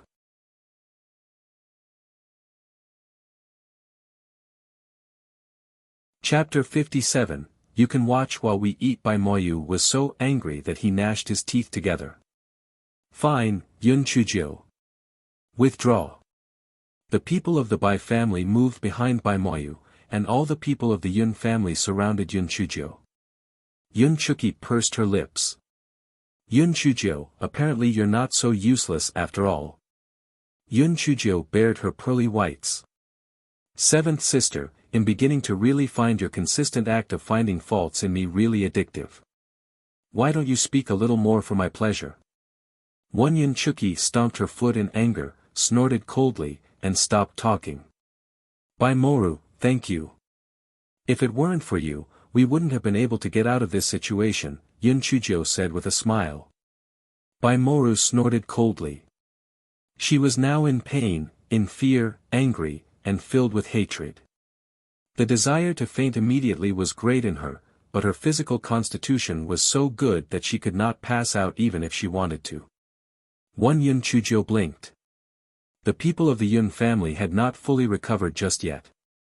It would be better if they rested where they were, and when their physical strength recovered, even without Bai Moru as a hostage, they could still escape. "Big brother, 4th brother, please keep an eye on Bai Moru. I'll roast some meat. Everyone, you can rest. Once we're done filling our stomachs, we can go back." Yun Chujio pressed a few acupuncture points on Bai Mora's body, and to Bai Mora's horror, she noticed that she could not move again. "Big brother. Big brother. Boo-hoo. Save me. I can't move again. Yun Chujio must have poisoned me again." Bai Moru was filled with fear when she remembered the incident last time. The accursed Yun Chujio had tricked her last time, saying that she was really just suffering from chest pains. It was clear that she had poisoned her. Bai Moyu wanted to step forward, but Yun Chushi's sword dug into Bai Moru's neck. Bai Moyu, if you want Bai Moru's head to start rolling, do come forward. Bai Moyu cast Yun Chushir a ghastly look. If you dare hurt Moru, the Bai family will not spare you. Yun Chushir snorted, but said nothing. Their most urgent task as of right now was to restore their physical strength. He had no need to waste his breath with him. Yun Chujio was gleefully rekindling the fire. Then, she hung the leftover wind blade rabbits and red feather chickens they hunted just now over the fire to roast them. The huge metal bone bear's paw looked so tasty in her eyes that she almost started drooling. Unfortunately, this thing cannot be eaten raw. It had to be dried for a year before it could be stewed in honey and eaten. The scent of roasted meat gradually spread. The Yun family started shoving food into their mouths. After all, they had their mealtime interrupted after a few bites of their metal bone bear paws. They were still hungry. Like an industrious little bee, Yun Chujio distributed the roasted meat to everyone. They said nothing much as well but started eating as fast as they could. The people of the Bai family had not had their lunch either. When they saw the people across them enjoying their food, they could not help but gulp in secret. How depressing. We came here to kill them, so how did we end up with them sitting while we're standing, them eating while we watch? Say, their roasted meat smells really good, doesn't it? Bai Moyu said darkly, bring out the dry food. Let's have lunch. The people of the Bai family could only take out their dry food and chew on their food bitterly while they had to sniff the aroma coming from across them. Bai Moru was the most tragic of the lot. Since she laid helplessly on the ground, she could not even eat dry food. No one knew whether Yun Chujio did this intentionally, but she crouched next to Bai Moru and said while munching, Yum. Yum. Delicious. It's so good. It's so delicious. The flavor just fills my entire mouth the moment I bite down on it. Why is this roasted meat so delicious? Oh wow, it's even more delicious than the dishes at Immortal Gathering Tower. It's fat but not greasy, and it's lean but not dry. It's way too delicious. One Bai Moru gulped, and she cursed Yun Chujio hundreds of times in her heart. Yun Chujio, just you wait. I will not spare you. When everyone was almost done eating, someone pointed at the sky and exclaimed, Look! Look, what are those?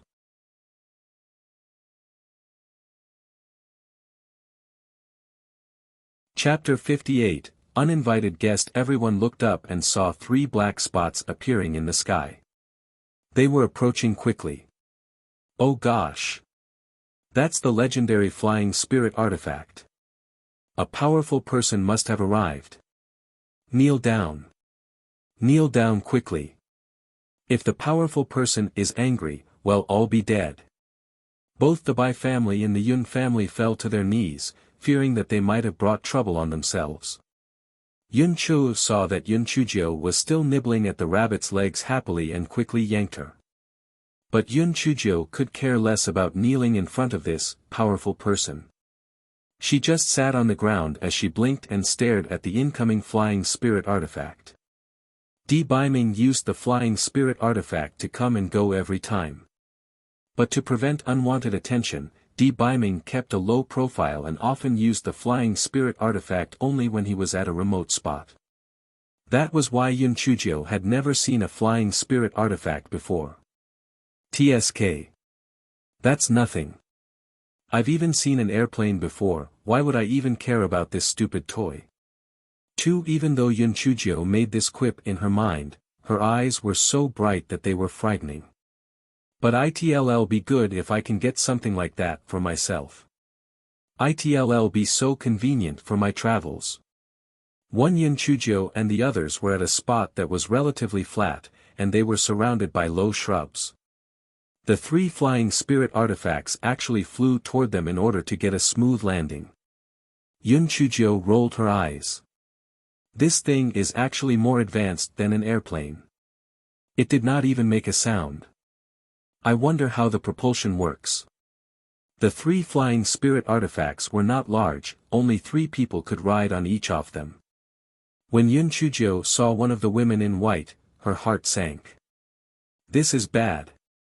Why is she here? But the Bai siblings were surprised and delighted. Bai Moru shouted with a quiver in her voice, Sister Yenran, save me. Bai Moyu also added quickly, Little Sister Yenran, please save Moru. Yun family schemed against her and captured her. A beautiful middle-aged woman beside Su Yenran glanced at the people and frowned. Yenran, do you know them? Grand Aunt, these are my uncle's nephew and niece. Su Yenran silently despaired over her bad luck. She finally managed to come out with her grand aunt for a stroll, so why did she just have to meet the Bai siblings? How unlucky. The beautiful woman raised her eyebrows.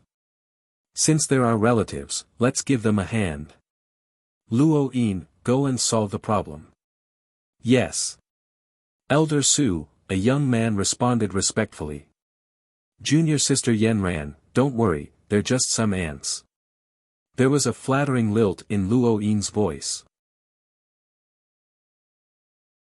Although Su Yenran had not yet entered the Falling Cloud sect, as long as Elder Su was here, Su Yenran would be a core disciple in the sect sooner or later, so there was no wrong in him trying to gain her favor.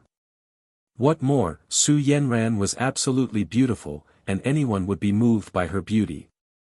Su Yenran nodded slightly. You're just a puny inner sect disciple, and you're thinking of getting my hand?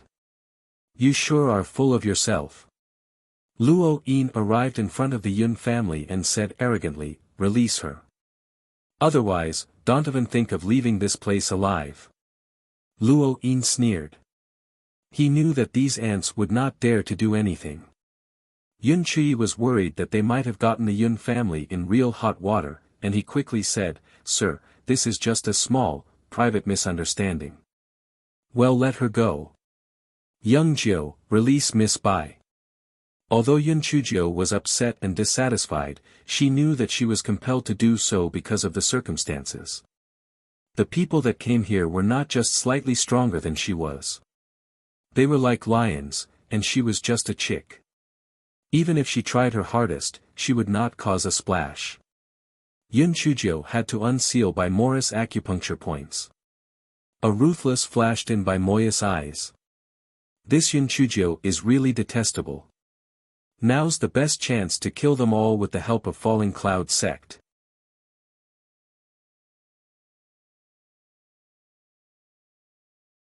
Chapter 59, Bring me to your master. Bai Moyu gave a signal to Bai Moru. They moved forward and arrived in front of the beautiful woman. Falling to their knees, they said, Elder Su, thank you for your help. Elder Su just glanced at them through the corner of her eye and said indifferently, get up. Since you're both Yanran's relative, we do not need to be strangers. When Bai Moyu saw that Elder Su did not intend to ask what had happened, he knew that it was clear she did not intend to continue interfering with the matter. He gnashed his teeth secretly and decided to risk everything. Elder Su, even so, we have to thank you. Yun Chujio owns a mysterious poison. If you hadn't helped us, my sister might have ended up with a tragic fate. Just as he expected, Elder Su was now interested. Mysterious poison? Bai Moyu was delighted. Yes, my sister has been poisoned twice. After she was poisoned, she couldn't move the rest of her body except her head. Oh. There's such a poison around? Elder Su was really interested now. Even the soul-scattering pill could only seal a person's spiritual energy.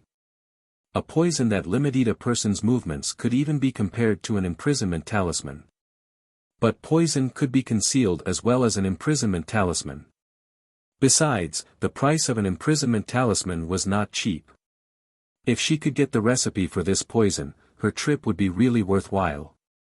After she got hold of this recipe, there would be no reason for Yun Chujio to live.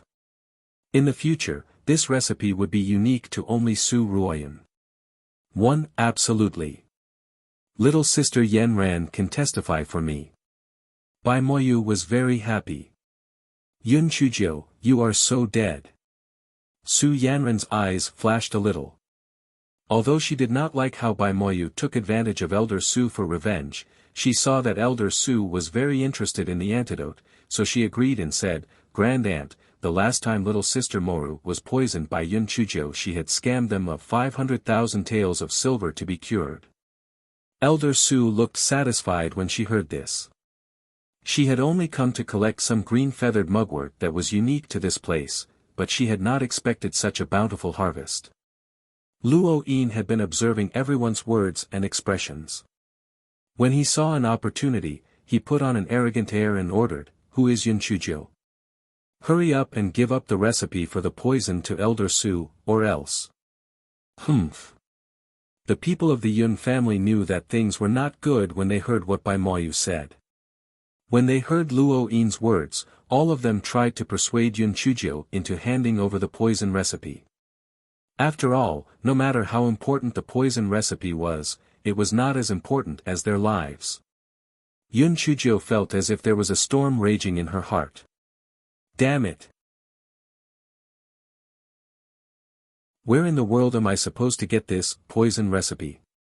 Besides, even if she really had a poison recipe, she might be killed after she handed it over. She was also worried that the Yun family would suffer because of it as well. Bai Moyu, you should really just drop dead. Even if she told them about her technique with sealing acupuncture points truthfully, they would still be killed. What should I do? Elder Su noticed that Yun Chujio had not said a word even up to this moment. She could not help but snort, and a mighty pressure went charging at the Yun family. The Yun family could not bear with the pressure. They fell limp on the ground. The guards even coughed up blood, since they were already injured to begin with. Yun Chujio did not feel anything unusual. Her mind started racing, and she instantly came up with an idea. Yun Chujio decided to stand up and said arrogantly, Elder Su. Since things have progressed to this point, I have no choice but to tell you the truth. My master gave me the poison. If you want the recipe, go and get it from him. When Elder Su saw how Yun Chujio was unaffected by her might, she could not help but be puzzled. Your master? Who is your master? My master doesn't allow me to tell others his name. He told me that whenever I meet a strong enemy, I am to tell them that he is the elder of the spiritual essence sect. If you don't show him respect, he will naturally uphold justice for me. Yun Chujio's expression was filled with arrogance.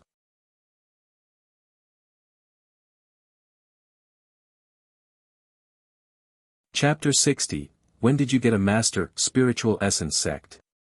Elder Su was shocked.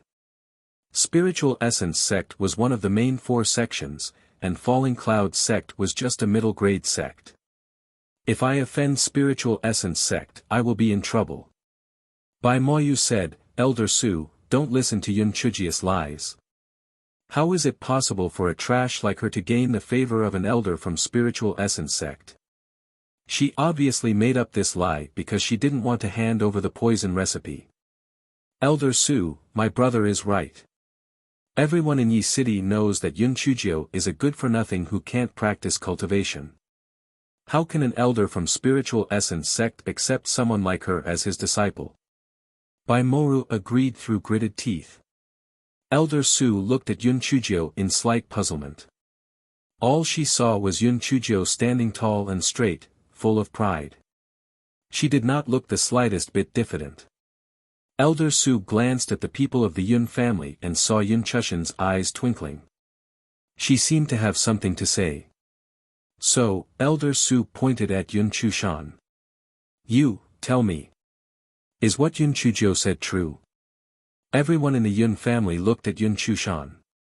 She appeared conflicted for a while before she said with a quivering voice, Elder Su, my 9th sister has never been able to refine spiritual energy since she was a child, and I have never heard of her having a master before. The Yun family members glared at Yun Chushan, but she continued speaking with a whimper, "Why are you looking at me like this? I'm telling the truth. Why aren't you blaming Yun Chujio for being selfish and not handing over the poison recipe? Elder Su is showing her a favor by asking her to hand the poison recipe over. Yun Chujio, give the poison recipe to Elder Su now. If you want to die, don't drag us into your mess as well." While Yun Chushan said this, she snuck a peek at Elder Yun's reaction. That idiot Yun Chujio is going to die regardless of whether she hands over the poison recipe or not. And if things go south, the Yun family might be destroyed as well. I need to side with Elder Su to save my life. Elder Su knew just what Yun Chushan was thinking of, and she could not be bothered to acknowledge her. She looked at Yun Chujio, but the dark-skinned lass did not look afraid even when her lie was exposed. She still looked haughty. "Hey, lass. Did your master give you a memento?" Elder Su was truly wary of the spiritual essence sect. Even if Yun Chushan had already testified against Yun Chujio, Elder Su did not dare to do anything to Yun Chujio rashly. "Memento? No. My master brings me a lot of delicious food every time. It's gone after I ate them." Yun Chujio could not help but say in resignation. She even shrugged for good measure. "Humph. What nonsense. Which master on earth would only give their disciple food but no memento?" Elder Su, Yun Chujio is always lying. Don't believe her. Baimoru screeched. Elder Su glared at Baimoru in displeasure, and Baimoru felt a pressure on her chest. She immediately shut her mouth. Still, she glared at Yun Chujio with a poisonous look in her eyes.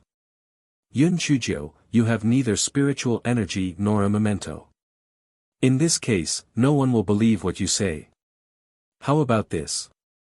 I'll have you come to Falling Cloud sect as my guest for a while. When your master comes, I can meet him as well." Elder Su was not willing to take the risk of offending Spiritual Essence sect, but she was not willing to give up on the poison recipe just yet. So she came up with an idea. If Yun Chujio's so-called master doesn't come and claim her, it won't be too late to kill this girl. But Yun Chujio was not scared at all. Instead, she looked eager. "All right. I'm tired of Yi City anyway. I might as well hang around at Falling Cloud sect. Big brother, please head back and tell Grandpa to ask my master to come and pick me up at Falling Cloud sect when he shows up." Yun Chui almost burst into tears. "Young Jiu, although you're really good at lying, you don't have a master."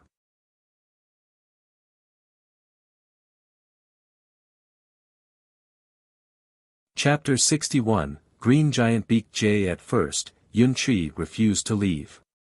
He was worried about leaving Yun Chujio alone here, so she blinked at him. On second thought, Yun Chui realized that the spiritual power of his people was low, so there was nothing they could do here. If he went back and reported this to his grandfather, perhaps his grandfather would have a way to save Xiaojiu. Yun Chui then left with the Yun family. Yun Chujio heaved a sigh of relief. My cheap grandfather thought that I had a master, so he probably wouldn't act rashly. At least for the time being, the Yun family wouldn't be in danger. Next, not only do I have to think of a way to escape, but I also have to think of a way to prevent future troubles. Seeing that the people from the Yun family had left, Elder Su said to the people from the Luo Yun sect, "Let's go. We're going to collect the wormwood." Everyone from the Drifting Cloud sect led Yun Chujio deeper into the demonic beast forest. Baimoya's heart stirred. "Elder Su, let us follow you. Although our spiritual power is low, we can still do some miscellaneous things." Elder Su pondered for a moment before saying, "Come along. We'll be responsible for our own lives." Baimoya's face lit up as he led the Bai family over. Although Yun Chujio was anxious in her heart, she looked entirely innocent. One moment she was picking wild fruits to eat, and the next moment she was surprised and curious about plants she had never seen before. The more she said this, the more Elder Su believed her words. If not for her confidence, how could a little girl have such strong willpower? Therefore, Elder Su was still polite to Yun Chujio and let her jump around. Bai Moru was so angry that her nose was almost crooked. Was Su Yanran's aunt stupid? Yun Chujio was obviously lying, and she actually believed her. How stupid! Su Yanran also did not believe Yun Chujio's words. I can't even enter a super sect like the Linghua sect with such good qualifications. How could a useless Yun Chujio be chosen by an elder of the Linghua sect? Although they encountered a few Tier 2 or even Tier 3 beasts along the way, the weakest among the Drifting Cloud sect disciples was at the 6th level of spirit enhancement. Considering how many of them there were, it didn't take much effort to get rid of them. Soon, they reached the first layer of the demonic beast forest. Only then did they truly enter the demonic beast forest. The previous part was merely the outer layer of the demonic beast forest. The wormwood was a middle-grade yellow-grade spirit medicine. Although its grade wasn't high, there were often accompanying beasts around it, green giant beak jay. The green giant beak jay was a Tier 3 demonic beast. Not only could they shoot out wind blades, but they would also use their huge beaks and sharp claws to attack people if they were provoked. Green giant beak jays lived in groups. Their nest was on a tree near the green feather artemisia plant, so it would take some effort to pluck it. The corners of Elder Su's lips curled into a cold smile. Bai Moyu, get your men to provoke the green giant beak jay and bring them somewhere further away. The faces of the Bai clan's people turned pale. The green giant beak jay was a Tier 3 demonic beast, and there were so many of them. If we went to provoke them, would we still have a chance to live? The Bai family looked pleadingly at Bai Moyu, hoping that he would reject them. Bai Moyu hesitated for a moment. Elder Su, the spiritual power of the people I brought is weak. This, Elder Su harumphed coldly. If you are unwilling, you can leave now. Bai Moyu gritted his teeth. If he offended Elder Su, the Drifting Cloud sect would definitely not be able to enter. Go ahead. Don't worry. If you survive, our Bai family will not mistreat you.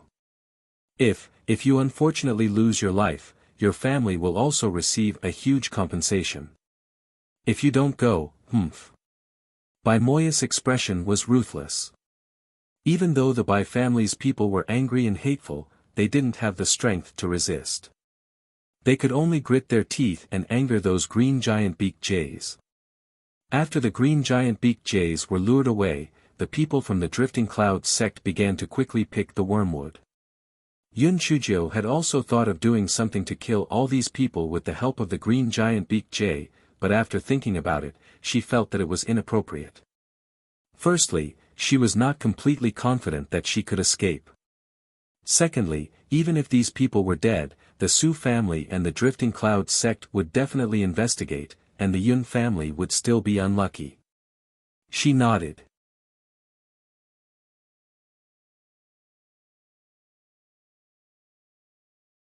Chapter 62, Demonic Beast Rebellion. After the people from the Drifting Cloud sect finished harvesting the wormwood tree, they quickly retreated. He hadn't run far when a wave of miserable cries of jays sounded out. Obviously, the green giant beak jay had realized it had been tricked after returning to its nest. It was obvious that those with 2 legs could not outrun those with wings. After 15 minutes, more than 20 green giant beak jays swooped down from the sky. Yun Chujio looked up and jumped into the bushes nearby. Is this a crow? It's even bigger than a golden eagle. Not only is it bigger, it's also spitting out wind blades. This is practically a bomber. Yun Chujio was hiding in a very good place. In addition to the bushes, there was also a huge rock. Yun Chujio was very conflicted. On one hand, she felt that it was better to kill these people with the green giant beak jays. On the other hand, she was afraid that the Su family and the Drifting Cloud sect would not rest until they were dead. Yun Chujio carefully looked outside.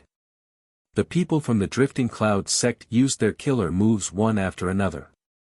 Fireballs, wind blades, and water arrows all attacked the green giant beak jay.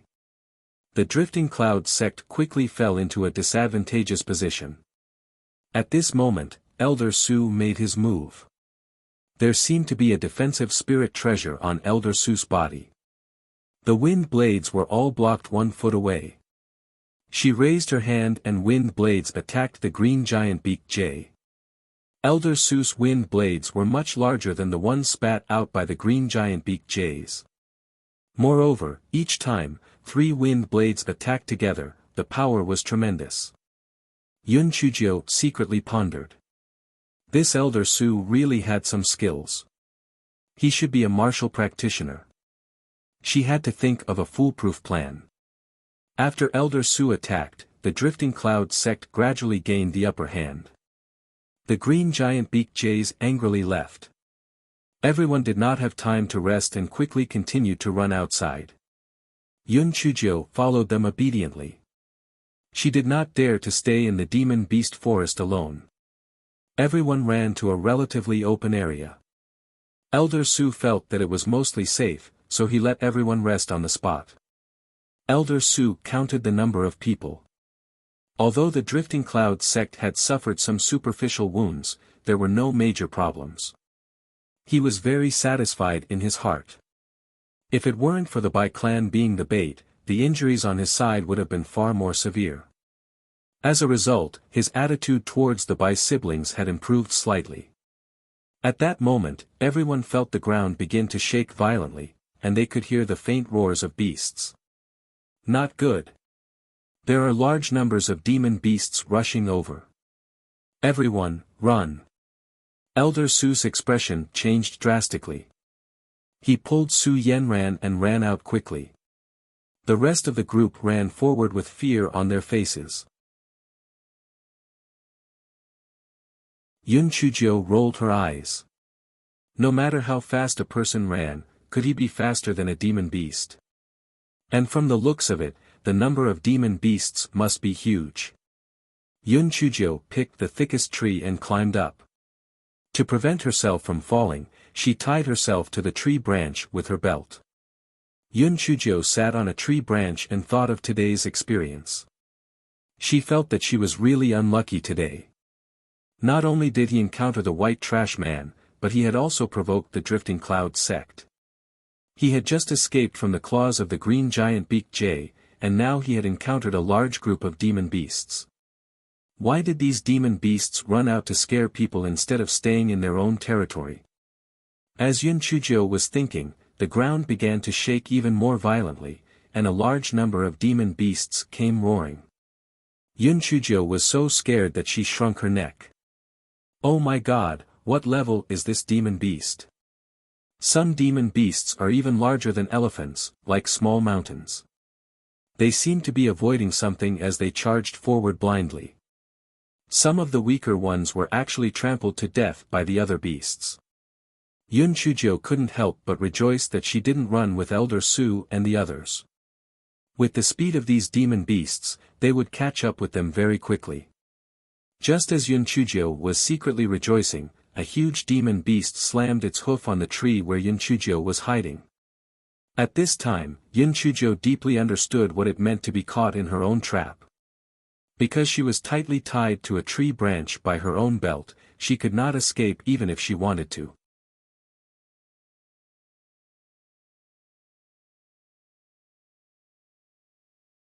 Chapter 63, Going further and further. All these things happened in a flash. It was too late for Enfong, who was secretly protecting Yun Chujio, to save her. Enfong felt like the sky was about to collapse. Why was it that no matter where she went, strange things would happen? This was merely the first layer of the demon beast forest. How could there be such a large-scale beast tied? Moreover, there were 8th and 9th rank beasts among them. These beasts should be living on the 4th floor. Why did they all come to the 1st floor? Just as Anfone was thinking that the world was dark, his eyes suddenly lit up. Wasn't that the black girl on the back of the 9th-ranked mighty elephant? Just as Anfone was about to chase after her, a large group of demon beasts roared from behind. Anfone was forced further and further away from Yun Chujio by these demon beasts. Anfone couldn't help but secretly complain to Di Biming. Why did the Prime Emperor have to make him only take action when the little girl's life was in danger? If it weren't for this restriction, he would have already killed those stupid sects and brought the little girl back to Yi City. At this time, Yun Chujio was holding the mighty elephant's long hair in fear. Fortunately, she had untied her belt at the last moment and jumped onto the back of this demon beast. Otherwise, the baby would have died.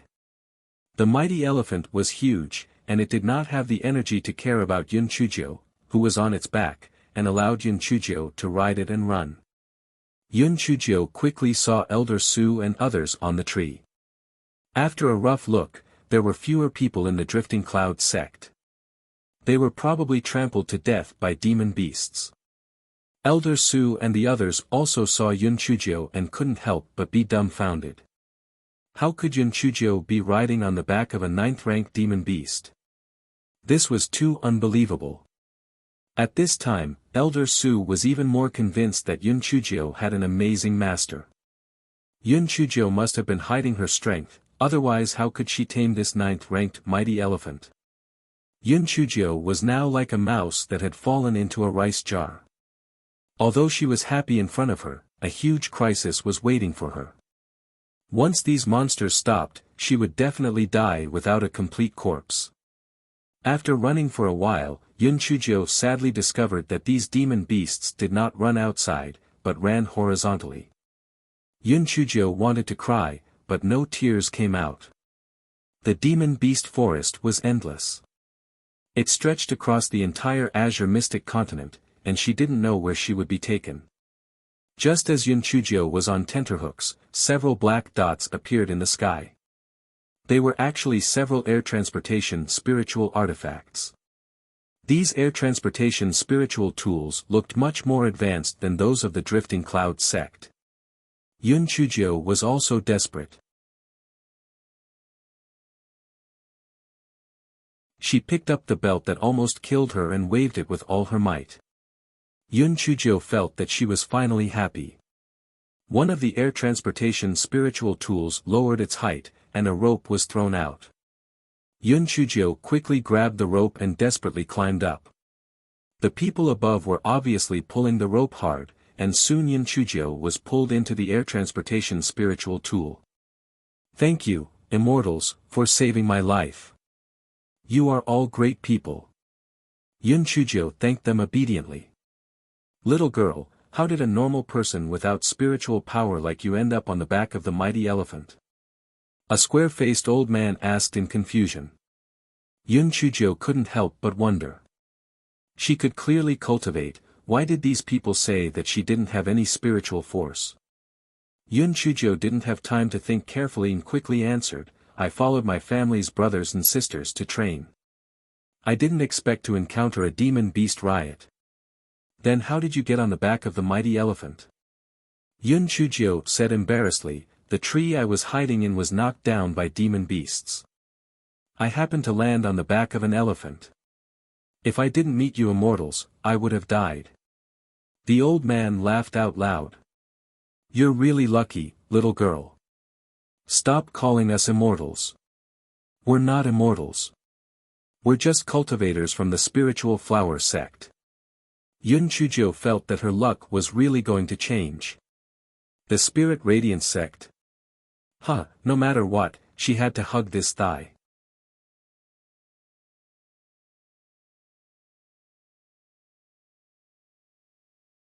Chapter 64, The Thick-Skinned Spirit Radiance Sect. Oh my God, is it the Spirit Radiance sect of the number one sect in the world? In the eyes of us mortals, you are immortals.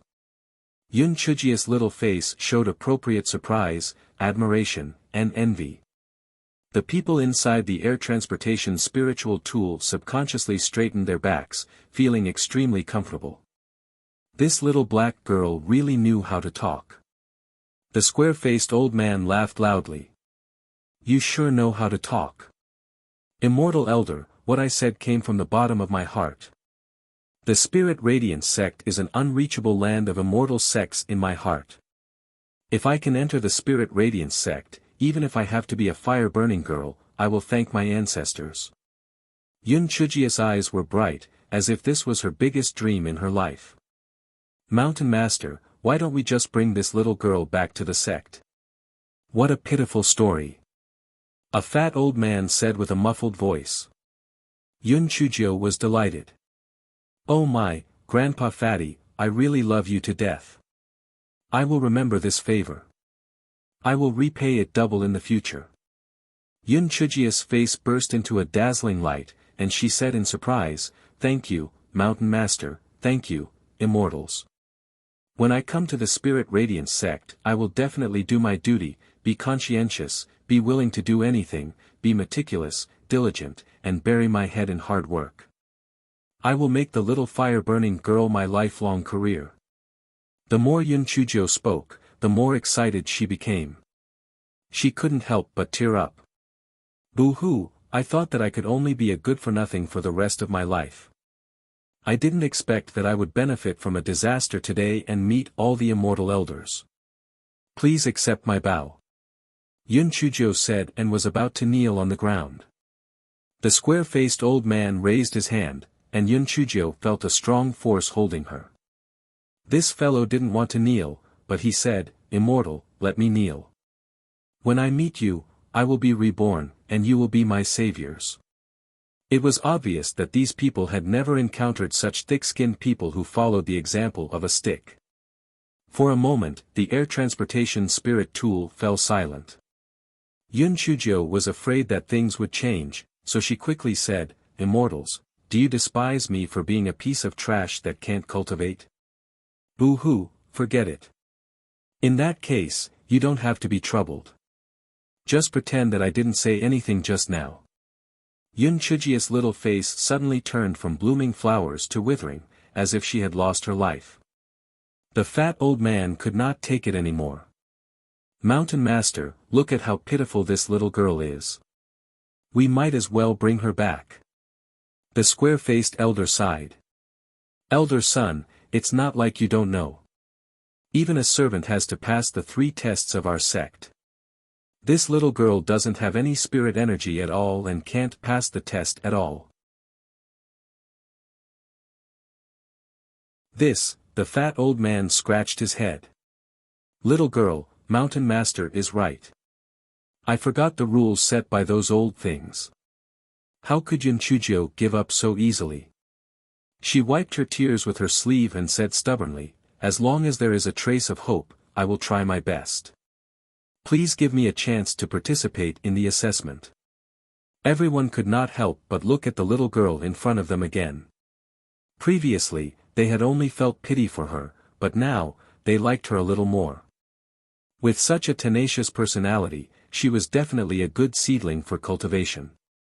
Unfortunately, she was a child who could not cultivate. What's so difficult about that? Little girl, when the time comes, just take my token and participate in the assessment. If you really pass the assessment, come to our middle peak. I will protect you. The fat old man took out a token and handed it to Yun Chujio. Yun Chujio was overjoyed. Whether she could pass the test or not, with this token, she could at least fool Elder Su. That was great.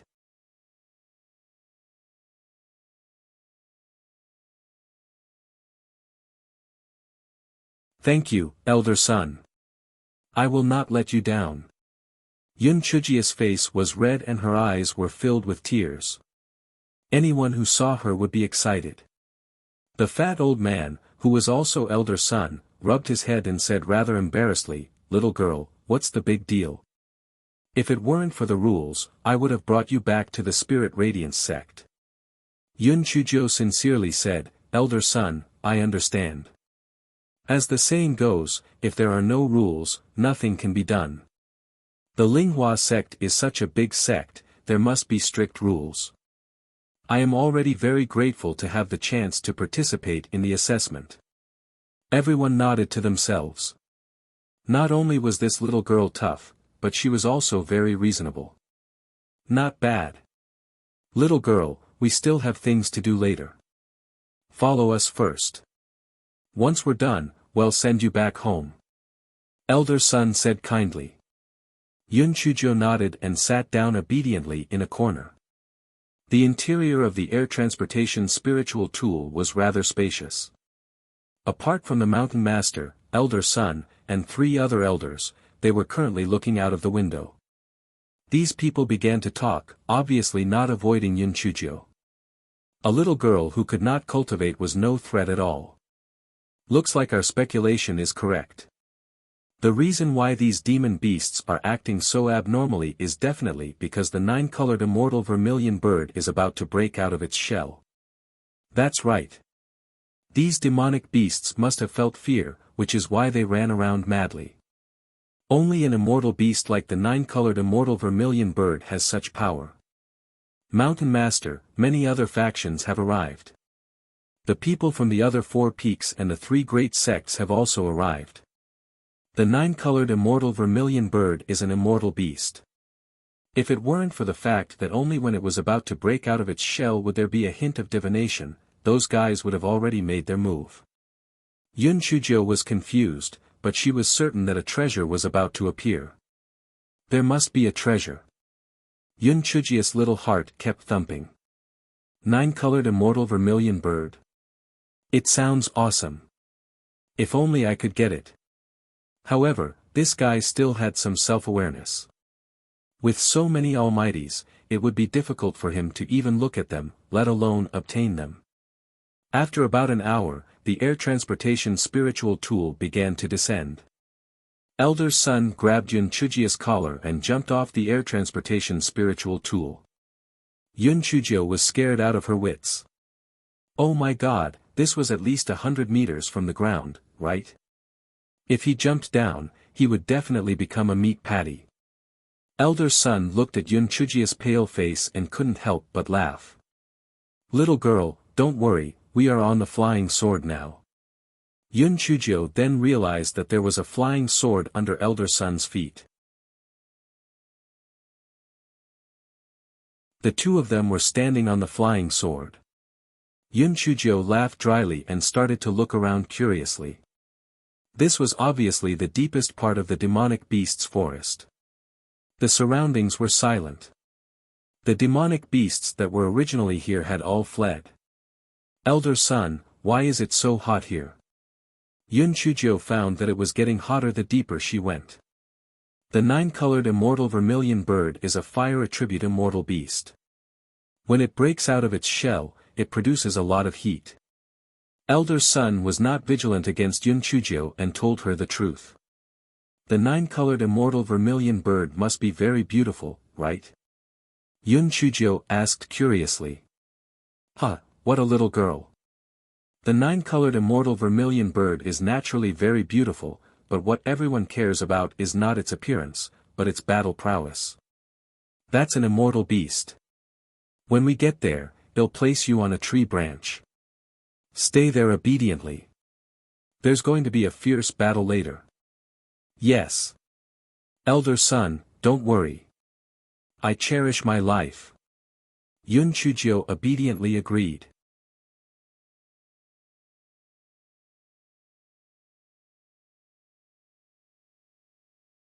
Chapter 66, Lightning Tribulation. After another quarter of an hour, the temperature became hotter and hotter.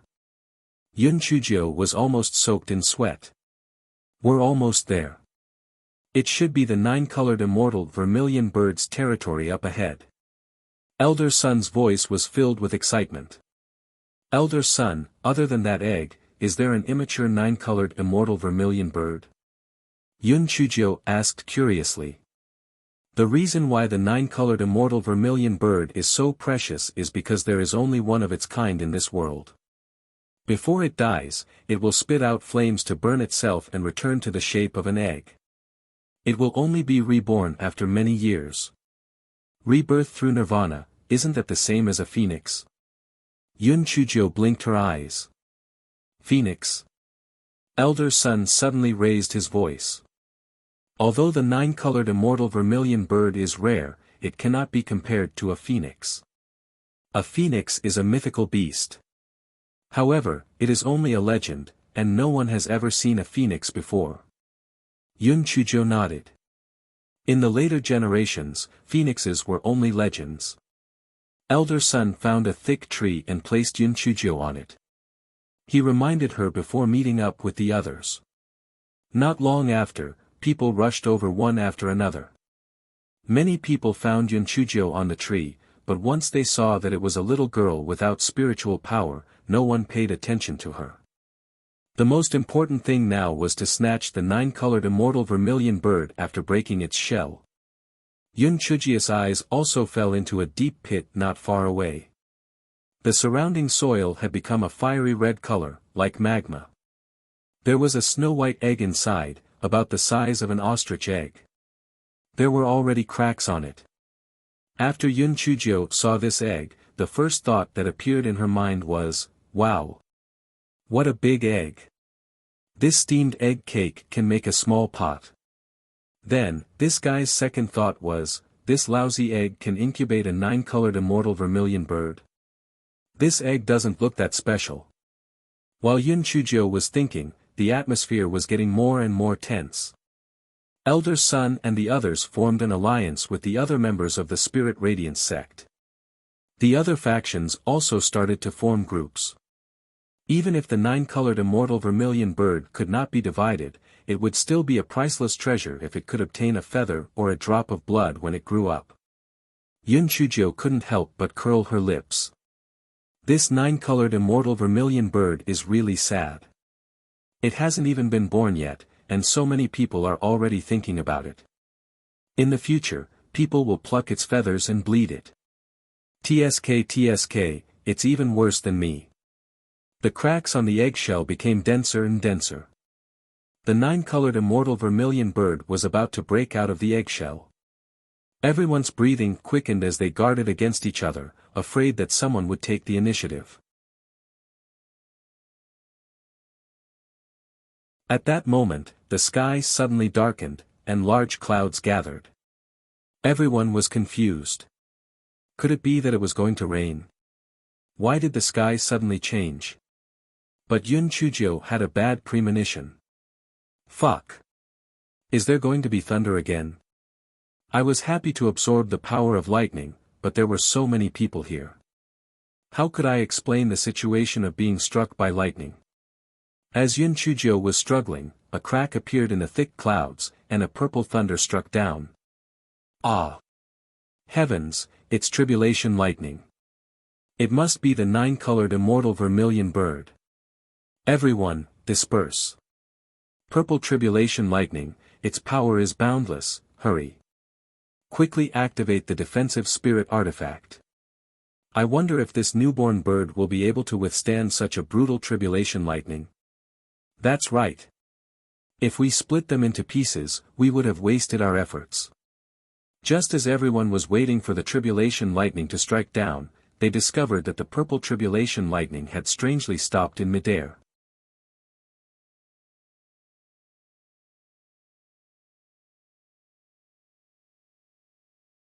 Chapter 67, Strike.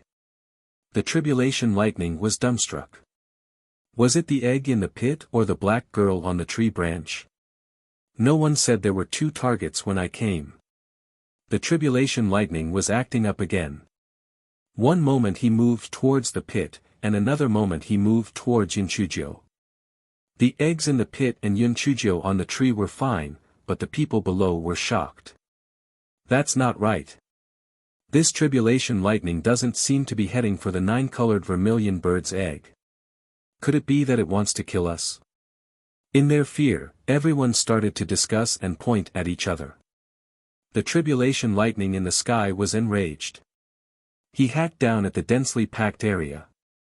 One of the unlucky fellas was instantly charred. Thunder could be heard faintly from the sky. The rest of the people fled in all directions in fear. Although the nine-colored immortal vermilion bird was rare, their lives were even rarer. He should lie low and wait for the lightning to stop before returning to snatch the 9-colored immortal vermilion bird. The tribulation lightning had learned its lesson this time. It decided to first strike the black girl on the tree, then strike the egg in the pit. Yun Chujio saw that everyone had run away, and she had a plan in her heart. She looked at the tribulation lightning that was swaying, and quickly climbed down the tree. Yun Chujio smiled at the tribulation lightning and waved her hand. "Baby, come on. Come on." The tribulation thunder was about to go crazy with anger. Today, it was truly unfavorable for there to be thunder. Not only had there been 2 targets, but they had also encountered such a freak. "I'll kill you." The tribulation lightning struck Yun Chujio with 120% anger. Yun Chujio despised it in her heart. This little thing was far worse than the last one. She didn't even blink. Sure enough, she didn't know if it was because she had antibodies after the last time or for some reason, but Yun Chujio acted as if nothing had happened. She held her small hands behind her back and said arrogantly, "Too weak. Too weak. If you can, then hit me again." The dark clouds in the sky started to tremble with anger. "Too much. Too much. I've never seen such a weird thing in 10,000 years. Slash. Kill her." As a result, bolts of lightning fell from the sky. The people who had escaped could not help but rejoice. Heavens! It's all thanks to our escape. What exactly is going on? This has angered the heavens. Could it be that the 9-colored immortal vermilion bird is something that goes against the heavenly Tao? Elder Sun suddenly slapped his thigh. "Oh no!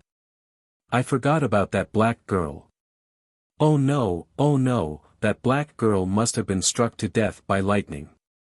Elder Sun blamed himself. "It's all my fault. Just bring her to my side." The other elders also felt the same way. That black girl was such a pity. "Forget it, Elder Sun, you don't have to blame yourself. This is her fate.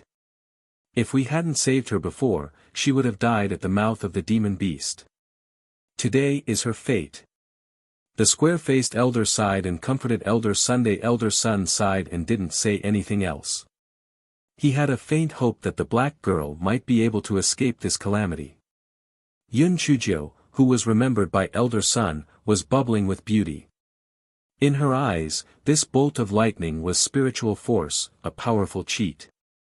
Yun Chujio was also worried that she would not be able to withstand so much power of lightning, but she found that once the power of lightning accumulated to a certain extent in her dantian, it would be swallowed by something. Yun Chujio felt strange in her heart.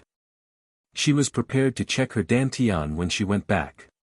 What exactly was hidden in her dantian? Just as Yun Chujio absorbed the power of lightning, the eggshell in the pit completely cracked open, and a small black thing came out from inside.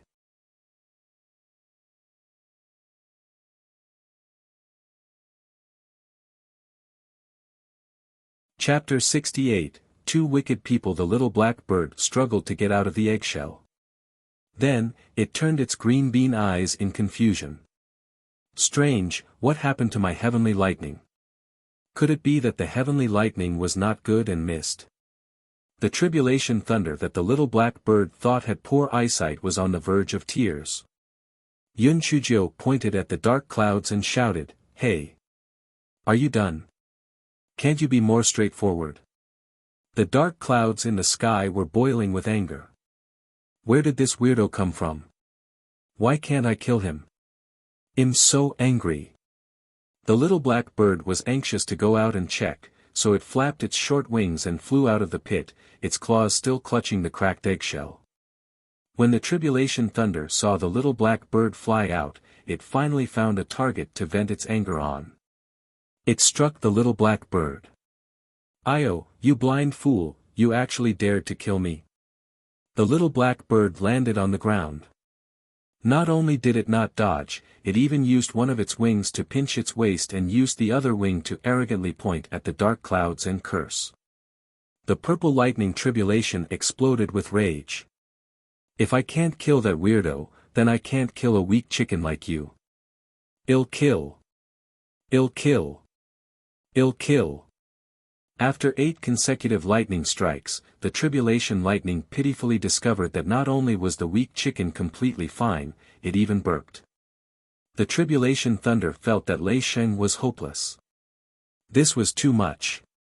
A little black girl and a little black bird, both of you are black-hearted. The tribulation thunder really couldn't do anything to these 2 freaks. It could only reluctantly return home. Yun Chujio was staring at the little black bird. "Oh, what a joke. There's actually such a black human." The little black bird exaggeratedly covered its beak with its wings. "Black crow, do you want to die?" Yun Chujio kicked the little black bird. The little black bird flapped its small wings and avoided Yun Chujio's black foot. "You dare to kick me? Do you want to die?" "Fuck. That's my line. Are you stupid? Do you only know how to speak like others?" Yun Chujio picked up a stone and threw it at the little black bird. "Aya. You actually dared to use a rock to smash me. This young master will not forgive you." The little black bird's eyes widened, and the feathers on its head stood up. "A weak little chicken, what can you do to me?" Yun Chujio pouted. This guy was a 9-colored immortal vermilion bird. The person named must be colorblind. This was a talking crow. The little black bird opened its mouth, and a purple fireball pounced towards Yun Chujio. Yun Chujio quickly dodged. She did not expect this ugly thing to have some skill. "Ha ha ha. Do you know how powerful I am now? I'll burn you to death." The little black bird arrogantly spat out fireballs. Yun Chujio dodged left and right. Although she was not burnt by the fireball, she was still in a very sorry state. Her heart moved, and bad ideas came out. Sigh. "Little weakling, no matter how powerful you are, you won't be able to escape your tragic fate. Your little fireball can only deal with me, but when those people come, you won't be a match at all. TSK, I heard it all. After they snatch you away, not only will you sell your life for them, even your feathers and blood will be divided. Just thinking about it makes me sad. Your final outcome will be a bald chicken." Yun Chujio revealed a gloating look. Although the little black bird was furious, it knew that Yun Chujio was telling the truth. Instantly, its arrogance diminished, and its small wings drooped down. "I don't want to be their beast pet, I don't want to be plucked by others. Cough, cough. Little weakling, I actually have a way to make sure you don't get plucked and bleed." Yun Chujio's eyes flashed with a trace of slyness.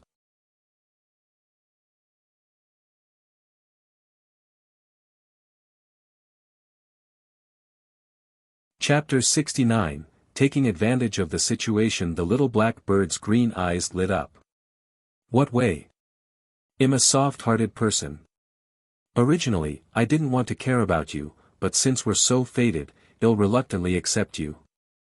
If you acknowledge me as your master, I'll think of a way to bring you out." Yun Chujio looked disgusted. The little black bird almost fainted from anger. It pointed at Yun Chujio with its trembling little wings. You are taking advantage of the situation. You are adding insult to injury. You're quite talented. You even know idioms. Let me tell you, little weakling, it's your best choice to acknowledge me as your master. You've seen it for yourself, I have a rare thunder spirit root. Sooner or later, I'll amaze the world with a single brilliant feat, and am the most protective of all. I won't let anyone bully you. Yun Chujio guided patiently, like a big bad wolf trying to abduct Little Red Riding Hood. The little black bird was unmoved and said with disdain, "You're so weak. If I acknowledge you as my master, those people will kill you too." Yun Chujio shook her finger. "Wrong. Wrong. Wrong. Although my spirit energy is very weak, my spirit energy here is very strong. Yun Chujio pointed at her little head. I have unparalleled wisdom, and others think that I don't have any spiritual power. How can a piece of trash without spiritual power make the nine-colored immortal vermilion recognize me as its master? The little black bird rolled its eyes.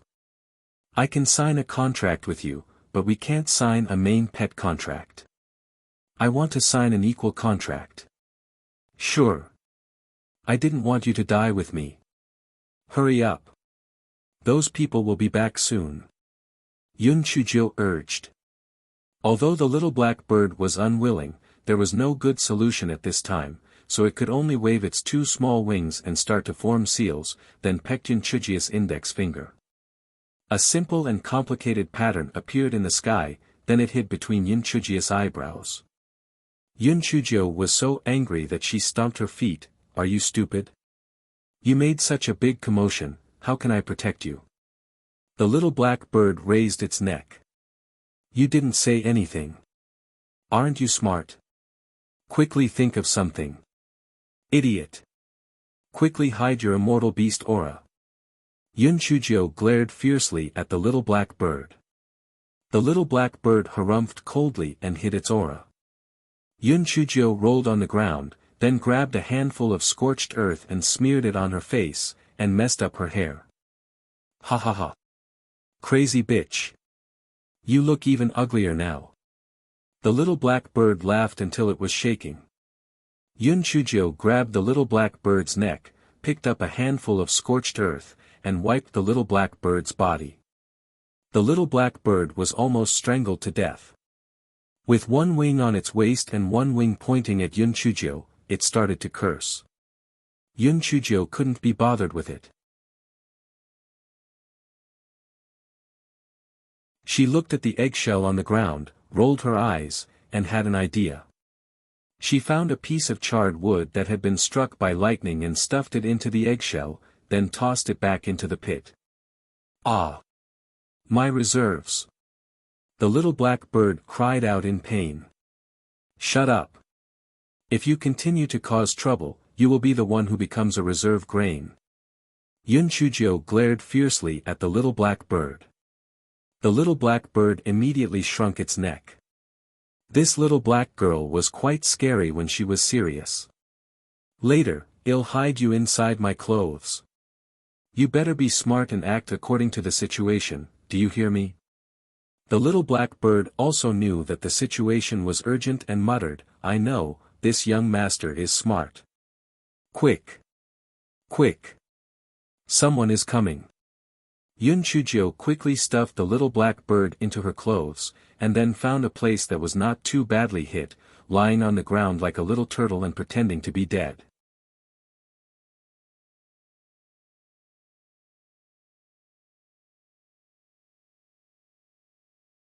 Chapter 70, Fire-Breathing Crow vs. Nine-Colored Immortal Vermilion Bird. Brother Lu, what do you think happened just now?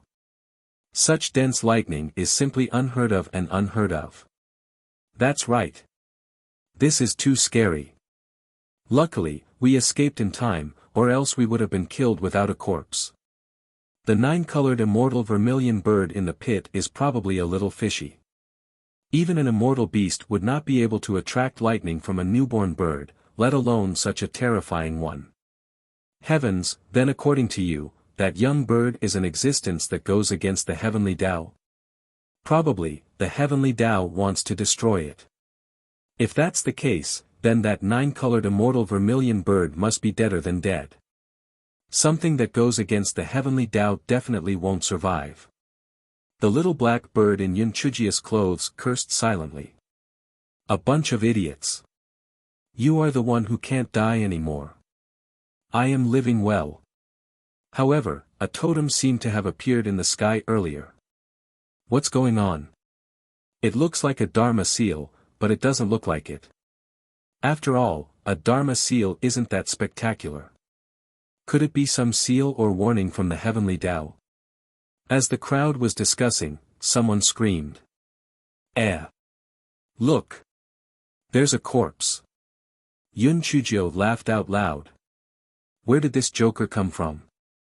Can't you just say that there's someone there? And that there's a corpse? I'll show you the corpse later. You'll be scared to death. Elder son was the first to run over. Ah! Little girl. Poor child. I've let you down. Elder son carried Yun Chujio in a very guilty mood. Yun Chujio slowly opened her eyes, then hugged her head and shouted, "Ah! Ah! Help! Thunder! It killed me! Immortal, help!" Elder son was so frightened that he almost sat on the ground. Then, he comforted her in pleasant surprise, "Little girl, it's all right. It's all right. There's no thunder anymore." Yun Chujio looked around in horror, then hugged elder son and started to cry. "Woo-woo. You scared me to death. I didn't do anything outrageous, so why are there so many lightning strikes? This is too scary. And it's all purple lightning, it's all because of that bird. Woo-woo, it scared me to death." Yun Chujio cried loudly, but it did not stop everyone from being curious about the information in her words. That bird? Which bird? Could it be the nine-colored immortal vermilion bird? Little girl, stop crying. Tell me, what happened? A monkey-faced old man squeezed through the crowd and asked impatiently. Yun Chujio shivered and pulled on the corner of elder son's clothes. "I was watching from the tree and saw you running around. I also wanted to climb down the tree and run. I didn't expect this damned crow to hit my eyes when it flew, causing me to fall under the tree." Yun Chujio took out the little black bird from her clothes and said fiercely, "Blame it. If not for it, I would have run away with you." The little black bird stamped its feet and scolded, "Black girl, are you stupid? If you expose me, will I still be able to live? Idiot, this is called an empty fort strategy. Hurry up and act like a crow." Tears streamed down the little black bird's face as it opened its mouth in grief. Wah! Wah! Wah! Wah! Everyone focused their attention on the small black bird. This can't be the nine-colored immortal vermilion bird, right?" someone said suspiciously. "Brother, do you have bad eyesight? This is clearly a young bird that spits fire. The nine-colored immortal vermilion bird, as its name suggests, is quite beautiful. This one is so ugly, how could it be a nine-colored immortal vermilion bird? Furthermore, this cry is clearly the cry of a fire-breathing crow. It said that the nine-colored immortal vermilion bird's cry is like the sound of nature. But all the beasts here have run away, so why is there a fire-breathing crow?" The monkey-faced old man's eyes shone brightly as he stared at the little black bird.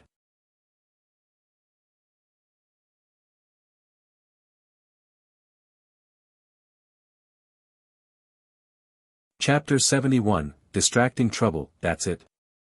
Nine-colored immortal vermilion bird. I watched it fly out from a nest on a tree, and it's a direction idiot. It knocked me under the tree, probably some demon bird caught to feed the young bird. Yun Chujio held the little black bird's short wings in disdain. Wah, wah, wah, wah, wah, wah, the little black bird kept struggling and crying. Everyone listened to Yun Chujio's words and felt that it made sense. After all, the level of the fire-breathing crow was very low, and it should not appear here. But if it was some demon bird that was caught to feed the young bird, then it was understandable.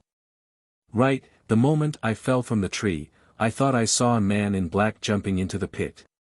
Before I fainted, I was puzzled. The pit was full of lava. Why wasn't he afraid of the heat? Yun Chujio suddenly said as she slapped her thigh. It was only then that everyone snapped out of their daze and squeezed themselves to the edge of the pit. Even though the temperature inside the pit was still very high, these people had their spiritual energy to protect their bodies, so they could withstand it. Look! Isn't that the nine-colored immortal vermilion bird's egg?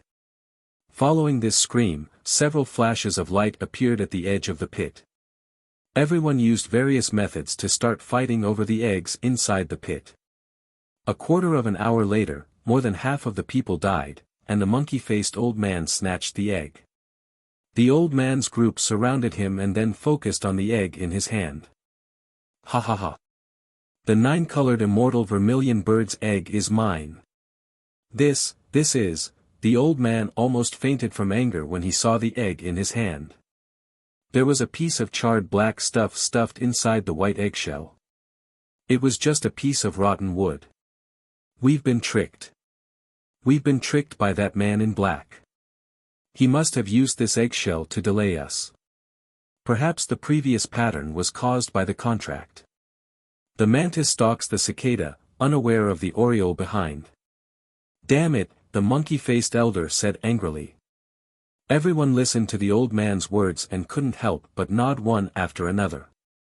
Some people still cast doubtful gazes at Yunchujio. Could it be that this little girl is calling for help? That's right. This little girl was the only one here. Perhaps that black crow is the 9-colored immortal vermilion bird? Yunchujio timidly tugged the corner of Elder Sun's clothes. Elder Sun, I really didn't see any 9-colored immortal vermilion bird. Elder Sun had always felt guilty. Seeing Yunchujio so frightened, he felt that the little girl was even more pitiful. He snorted coldly. Are you all blind? This little girl doesn't have any spiritual force at all. How can she form a contract with the 9-colored immortal vermilion bird? Besides, do you believe that the black crow is a 9-colored immortal vermilion bird? As if to verify Elder Sun's words, the little black bird cried out again, wah, wah, wah, wah, wah. The people who were suspicious looked at each other. That made sense. This little girl did not have any spiritual power. How could she have formed a contract with the 9-colored immortal vermilion bird? Moreover, the 9-colored immortal vermilion bird was extremely arrogant. It would not choose such a trash as its master. They sized up Yunchujio and the little black bird again and finally dispelled their suspicions. If that little black bird was really the 9-colored immortal vermilion bird, the little girl should have hidden it and not taken it out to yell. Yunchujio was secretly happy, but she asked curiously, Elder Sun, why do you think the person in black is not afraid of the lava? The lava is so hot. The speaker had no intention, but the listener was interested. The monkey-faced old man rolled his eyes. That person wasn't afraid of the magma, so he definitely had a unique treasure. Moreover, he was alone, so he couldn't let him escape. The old man gave his men a look, summoned his flying sword, and left quickly. These people were all smart people. Whatever the old man thought of, they naturally thought of it too. If they killed that person, not only would they be able to obtain the 9-colored immortal vermilion bird, but they would also be able to obtain a heavenly treasure. How could they miss out on such a good opportunity? Therefore, everyone quickly summoned their flying swords or spirit weapons and left as well. Elder Sun and the rest were naturally unwilling to give up such an opportunity. Elder Sun summoned his flying sword and carried Yunchujio onto it, chasing in one direction.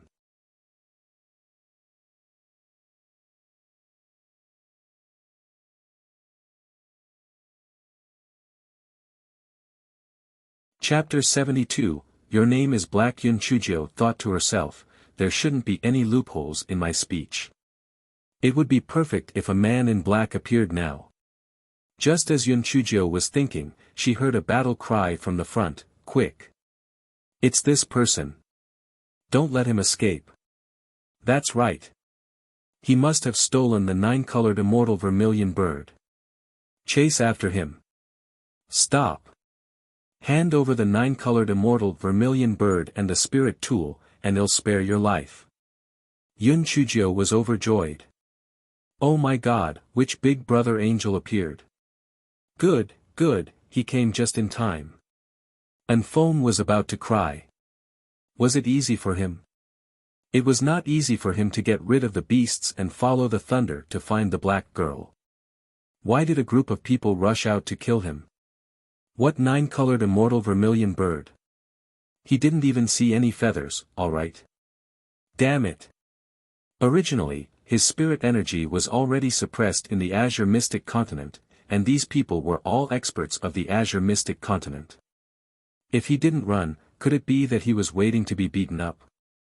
The group chased after them madly.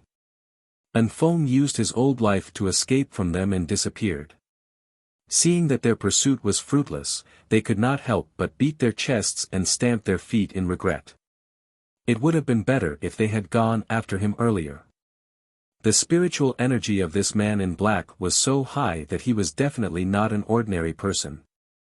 Just which force was he from? Everyone's last doubt about Yun Chujio disappeared completely with the appearance of Anfeng. Since they could not catch up to him, there was no point in staying here. The people who were close to him exchanged some pleasantries and left. Let's go. We'll send you back to Yi City. Elder Sun and the others brought Yun Chujio onto the air transportation spiritual tool. Yun Chujio held the little black bird's wings and muttered to herself, "Humph. Damn little black bird. I told you to bump into me. I'll roast you when I get back." Elder Sun couldn't help but laugh. This fire-breathing crow might have saved your life. If it hadn't knocked you unconscious, you really might have been struck by lightning.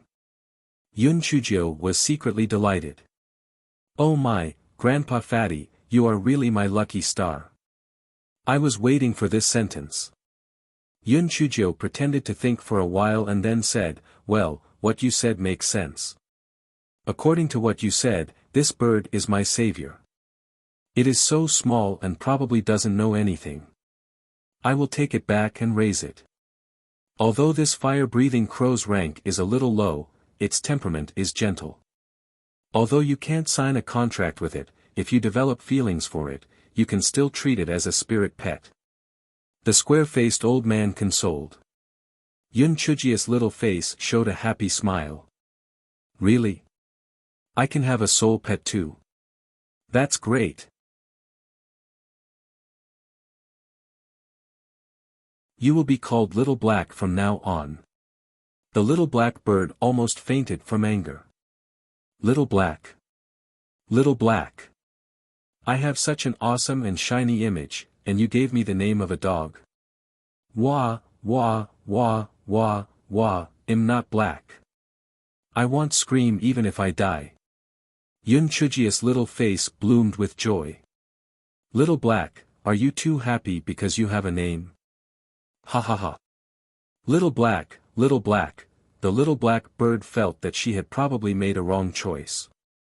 This little black girl's heart seemed even darker than her face. When Elder Sun and the others saw Yun Chujio like this, they sighed.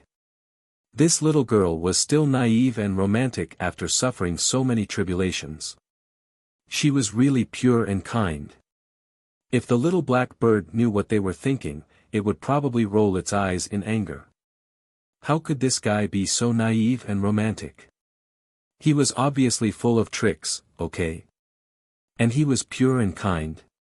He was obviously sinister and vicious.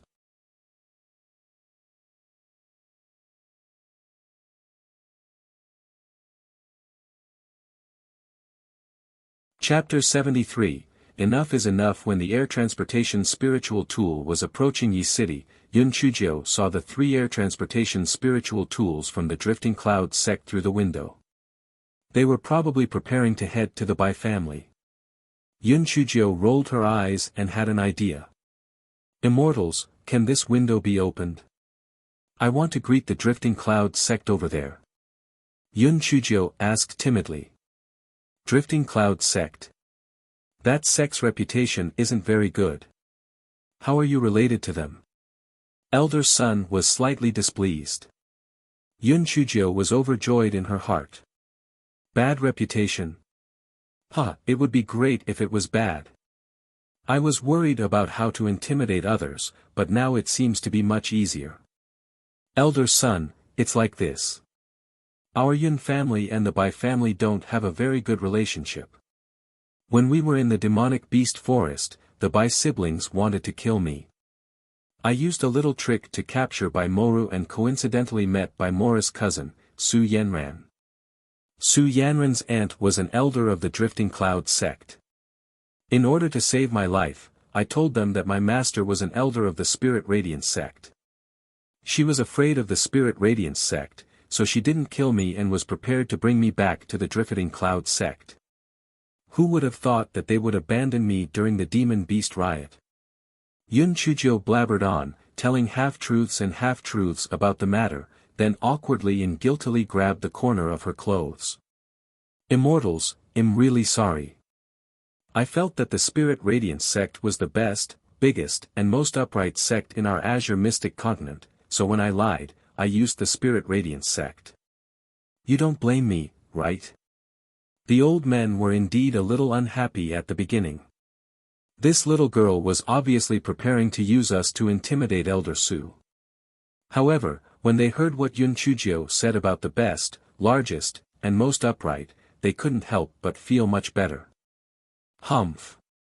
That Drifting Cloud sect has done a lot of shameful things that bully the weak and fear the strong.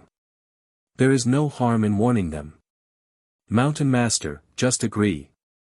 This little girl is really pitiful. Elder Sun saw Yun Chujio's pitiful look and couldn't help but soften his heart. The square-faced old man nodded slightly. Know your limits and know when to stop. Yun Chujio's little face instantly regained its vitality, and her two eyes sparkled as she repeatedly thanked them. Immortals, you are all great people.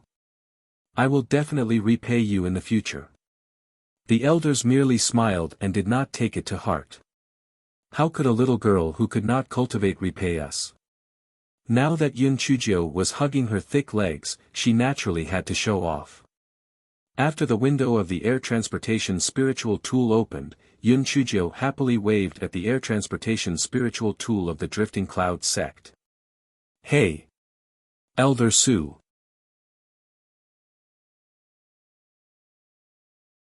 Didn't you want to meet my master? My master is here. Not only is my master here, but my martial uncle and martial uncle are also here.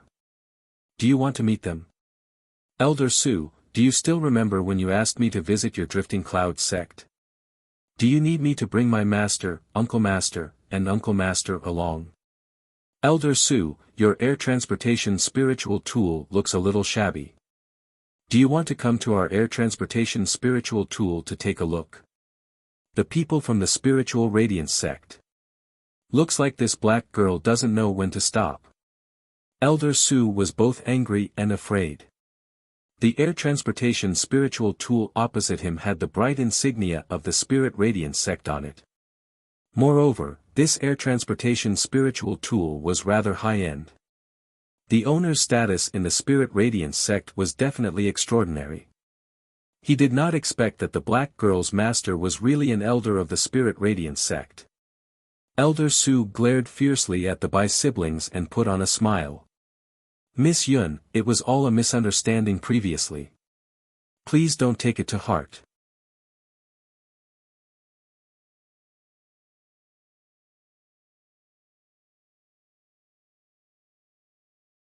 Chapter 74, Murder Without Blood. Yun Chujio curled her lips. Forget it. My master always taught me to be tolerant. Let's just turn this page over. Elder Su laughed dryly and said a few words. However, he was still a little uncertain in his heart. He probed, Miss Yun, may I know which elder of the Spirit Radiance sect your master is? May I pay my respects? Just as Yun Chujio was hesitating on what to say, Elder Sun snorted coldly. I am Sun Buzhong of the Spirit Radiance sect. There is no need for me to pay my respects. The Drifting Cloud sect really has the leisure to get involved in worldly affairs. When Elder Su heard Elder Sun's name, his legs could not help but go soft. He almost knelt on the ground and said with a trembling voice, Elder Sun, this is all a misunderstanding. I will immediately leave this place and never interfere with the conflict between the Bai and Yun families. Elder Su felt a lingering fear. The Spirit Radiance sect's Sun Buzhong was famous for being reckless.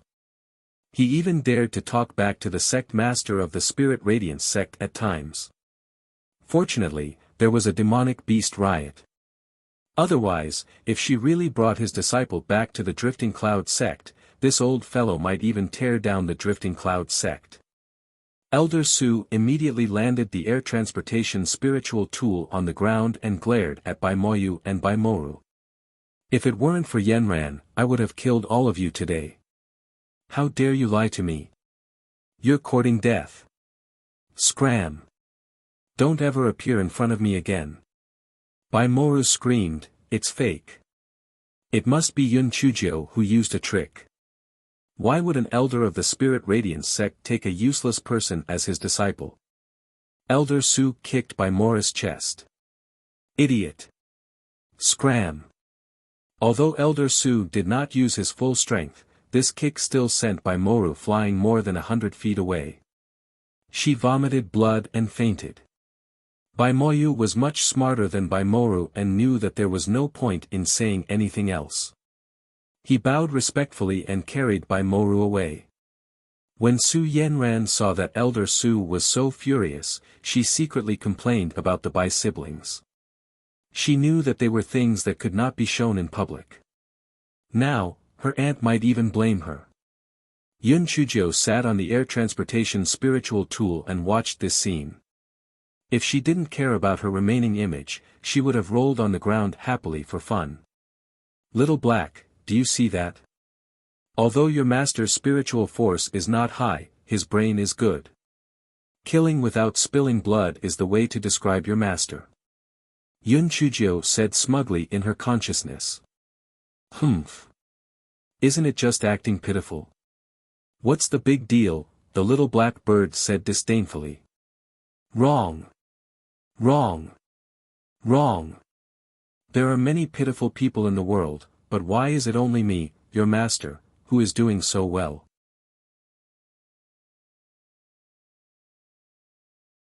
That's because acting pitiful requires skill. Plus, your master is as beautiful as a flower, talented and intelligent. The little black bird flopped onto the ground and began to vomit. Elder Sun asked in confusion, little girl, what happened to this fire-breathing crow? Yun Chujio calmly lifted up the little black bird's wings. It's okay, I guess she has nothing better to do. Little black bird. Everyone. Cough. Little girl, Yi City is up ahead. I'll send you down. Elder Sun coughed dryly. Ah, immortals, it's getting late. Why don't you rest at my place for a night before leaving? The square-faced elder waved his hand. We still have matters to attend to, so we won't disturb you. All the immortals have saved my life several times. Even if I don't stay, a cup of tea would be good too. At least let me express my gratitude. Yun Chujio sincerely urged them to stay. If she didn't happen to meet a few elders, it would be hard to say if she could keep her life. Even though Yun Chujio was sincere in asking them to stay, the elders still insisted on leaving. Yun Chujio could only respectfully bow to the elders. Immortals, although I, Yun Chujio, am weak, I will remember your kindness. If there is a chance in the future, I will definitely repay it. The elders felt warmth in their hearts, and they sighed. This child was really pure-hearted. The little black bird was so angry that it rolled its eyes. Heart of a pure child.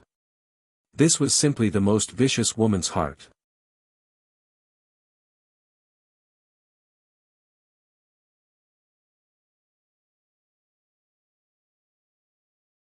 Chapter 75, I want to change master only when the shadow of the air transportation spiritual tool was gone did Yun Chujio hop into Yi City.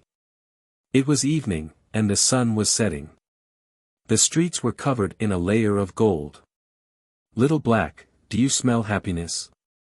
Being able to live is happiness. Yun Chujio looked at the scenery in front of her and couldn't help but sigh. Humph.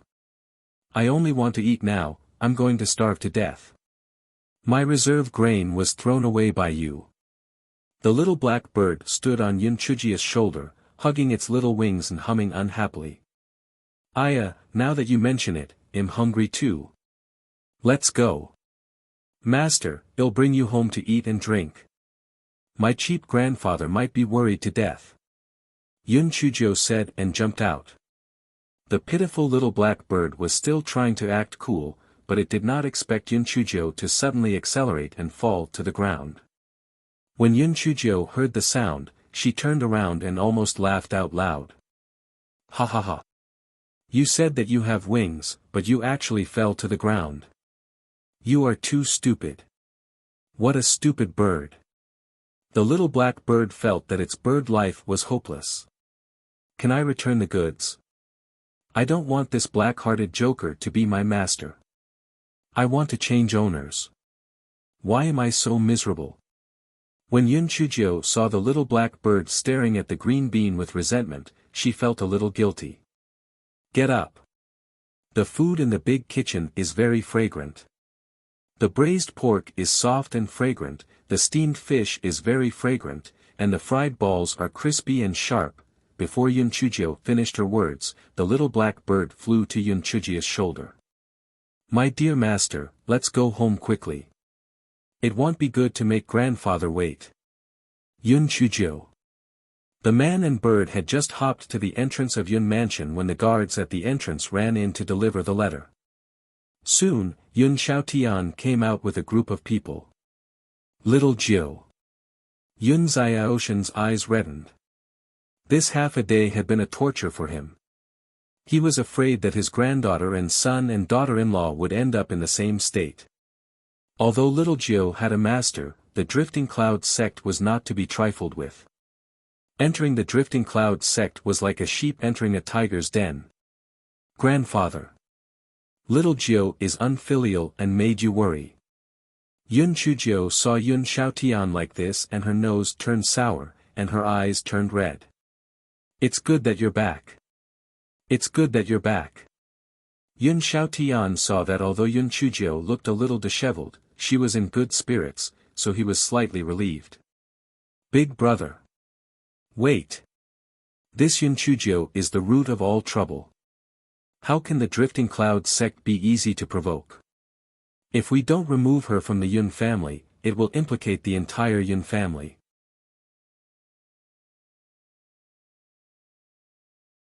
The one who spoke was the second elder of the Yun family, who was also Yun Chuer and Yun Chushan's grandfather, Yun Xiaobo. His pair of triangular eyes stared gloomily at Yun Chuzhou. That's right, patriarch. This Yun Chuzhou only knows how to stir up trouble.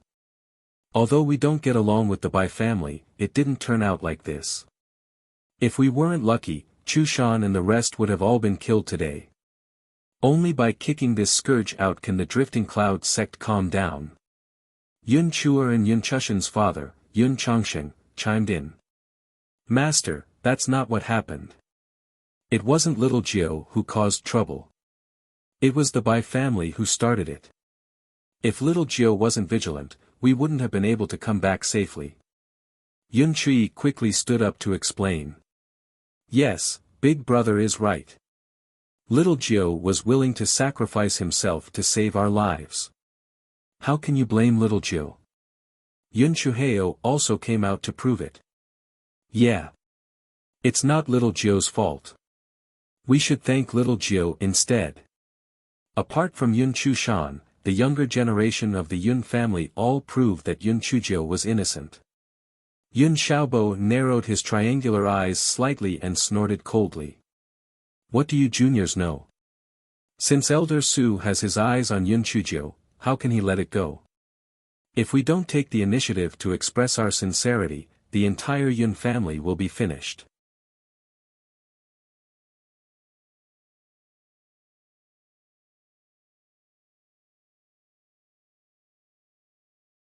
Chapter 76, I'm really not jinxing it. When everyone heard Yun Xiaobo's words, they all had worried looks on their faces.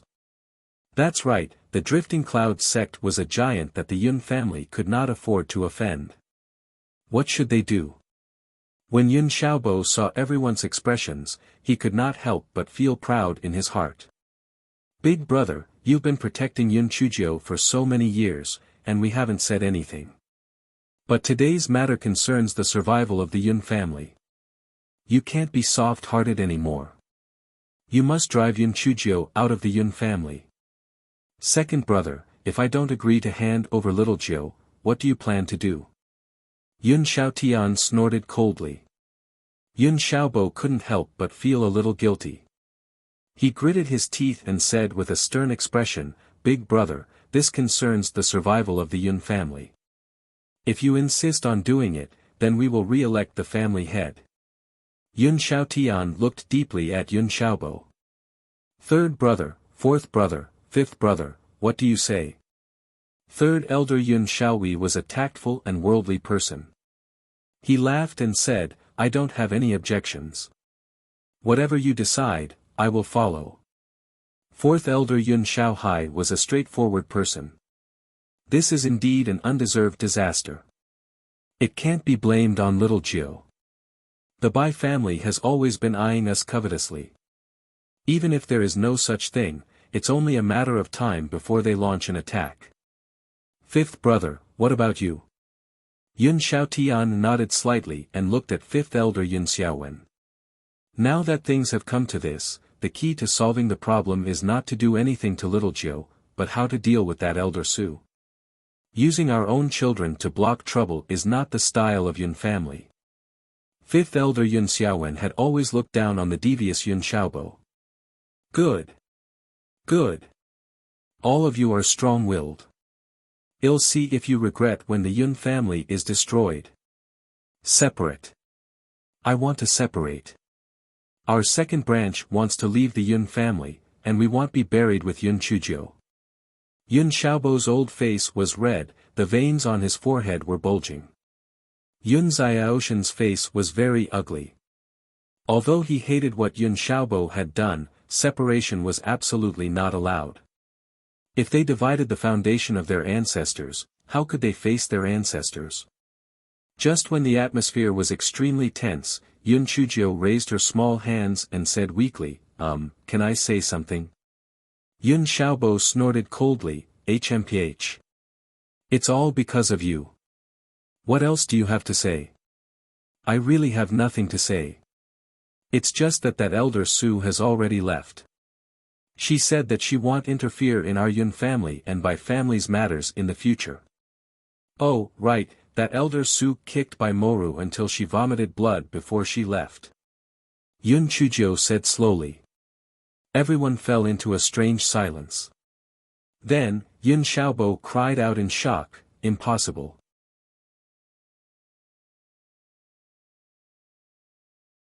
How could elder Su leave for no reason?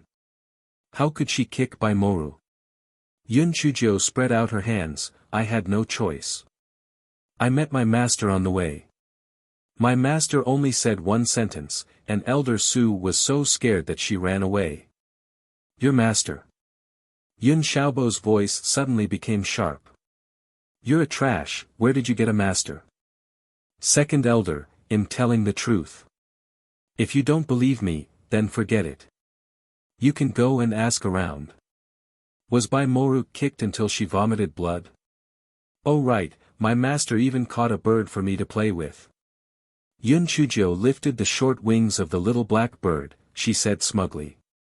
Yun Xiaobo's expression changed several times. He didn't know whether what Yun Chujio said was true or not. However, this bastard had returned on his own. Perhaps what she said was true. It was better to send someone to ask around. Humph. What nonsense. This old man will go and verify it. What's there to show off about an unlucky fire-breathing crow? You're really ignorant. Let's go. Wah, WWA. Little Black scolded angrily. You are the unlucky one. Your whole family is unlucky. If you fall while walking, you will die. Yun Xiaobo, who was walking out, stumbled and fell. His chin hit the bluestone. Yun Xiaobo opened his mouth, and with a smack, his two front teeth retired. Yun Xiaobo was so angry that he wanted to vomit blood. He was helped up by Yun Chongsheng and left while cursing. Little Black opened his eyes wide and covered his mouth with his two small wings. Black girl, it's not me, it's really not me. I'm just learning crow's call, I'm really not a crow's mouth.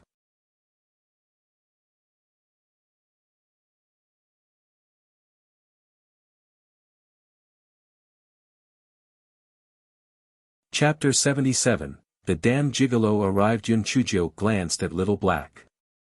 Alright, I know it's not you. If you really have this ability, then it would be great. If I don't like anyone, just say a few bad things about them and they will be unlucky. I can't wait for that. Humph. This young master's ability is much better than any crow's mouth. Black girl, don't tell me you're going to make me pretend to be a crow. If you want to be bled and plucked, then speak in human language. I'd better learn crow's call. Speaking of which, learning a foreign language is so important. Seeing that Yun Chujio had returned safely and that the crisis of the Drifting Clouds sect had been resolved, the third elder and the others all took their leave.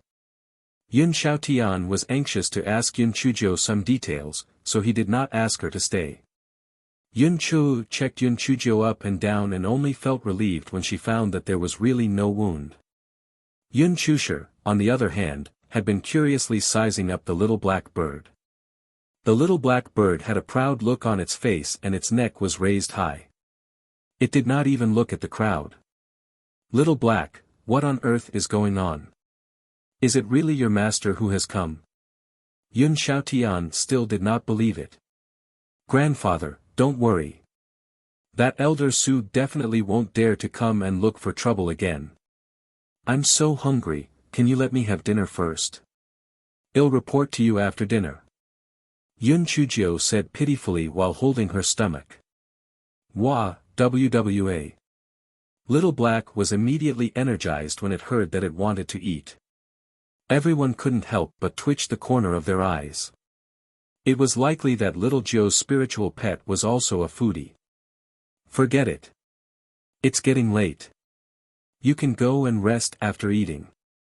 Come and look for me in the study tomorrow. Yun Xiaotian waved his hand. After bidding farewell to everyone, Yun Chujio brought Little Black back to her courtyard. Miss, you're back. Where did this crow come from? Chun Yu was only a servant girl and didn't know what had happened previously. Little Black was so angry that he almost fainted. The fire-breathing crow from before was still a demonic bird, but this little girl actually said that I was a crow. Shirko could not bear it, this was too much. Yun Chujio giggled. This isn't a crow, it's a fire-breathing crow. My master gave it to me. Alright, let's serve the food, I'm hungry. Chun Yu looked at Little Black and muttered, it's clearly a crow. It's so black. Yun Chujio also asked Little Black, yes, I haven't had the chance to ask you. Shouldn't the nine-colored immortal vermilion bird have beautiful feathers? Why are your feathers black? Little Black's eyes flashed, how would I know? Are you going to eat or not? I'm starving. Yun Chujio's heart skipped a beat. You little thing, you still want to hide it from her. Sooner or later, it'll make you confess on your own.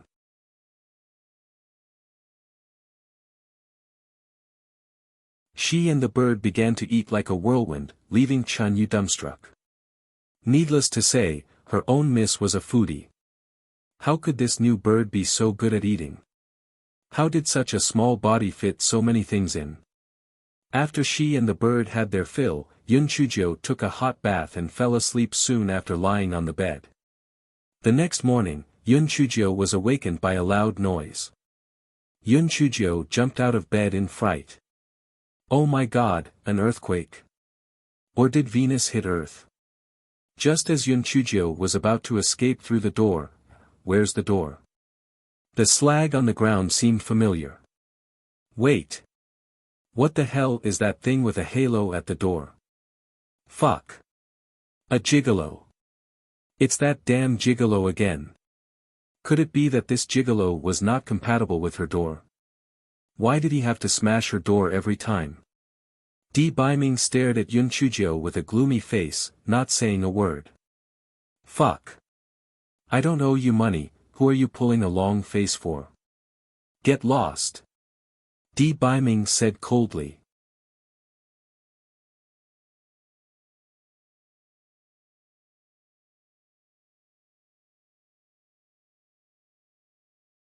Chapter 78, Broken into 108 pieces. Yun Chujio was furious. Is this gigolo crazy? He smashed her door the moment he arrived, and now he wants her to get lost. Yun Chujio suppressed her anger and cursed the gigolo more than 100 times before she pointed at herself. Prince Charming, are you talking about me? Black girl, I'm 80% sure that he's talking about me. Little Black jumped out from under the bed while trembling. Get lost. Di Biming flung his sleeves and Little Black flew out like a kite with its string cut. Little Black was so scared that it forgot its instinct to fly and crashed into the grass. If it was not for its strong body, it would have been smashed into a meat patty. Oh my, Little Black is dead.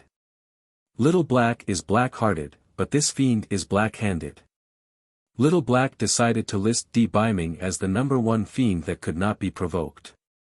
Yun Chujio heard a loud bang outside and could not help but shrink her neck. The anger in her heart turned into a flattering smile. Prince Charming, please take a seat. Are you thirsty? Can I pour you some tea? Are you hungry? Can I go get you some breakfast? Why don't you sit here and let me massage your shoulders? Why don't you go to bed and catch up on your sleep? Can I sing you a lullaby? Yun Chujio felt that her moral integrity had been broken into 108 pieces.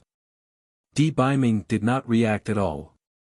He only stared at Yun Chujio coldly. Yun Chujio's goosebumps were about to rise. Damn it, what was wrong with this pretty boy? What did she do to provoke him again? Crazy. For a full 15 minutes, Di Biming and Yun Chujio stood on the spot, staring at each other without saying a word. Yun Chujio could not hold it in anymore. This pretty boy was a bastard, how could he be so tolerant? That Prince Charming, I don't know what I have done to offend you. This so-called repentance is still a good child. Tell me what I have done wrong. I will change, I will definitely change. Yun Chujio's small face smiled like a flower, all that was missing was a tail wagging behind her. Di Biming did not know why he was angry. After receiving Enfeng's message last night, he felt very annoyed. This black girl was simply too daring. She actually played tricks in front of so many experts. She was simply courting death. Di Biming felt that he must have been afraid that the black thing would kill him. He could not cure the cold poison. Yes, that must be the case.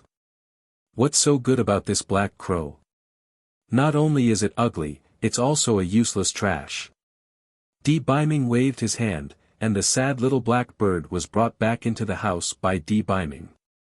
It fell in front of Yun Chujio with a crash. Yun Chujio was confused. She did not know what Di Biming meant, so she said tentatively, Prince Charming, although Little Black is not good-looking, it can spit fire and speak human language.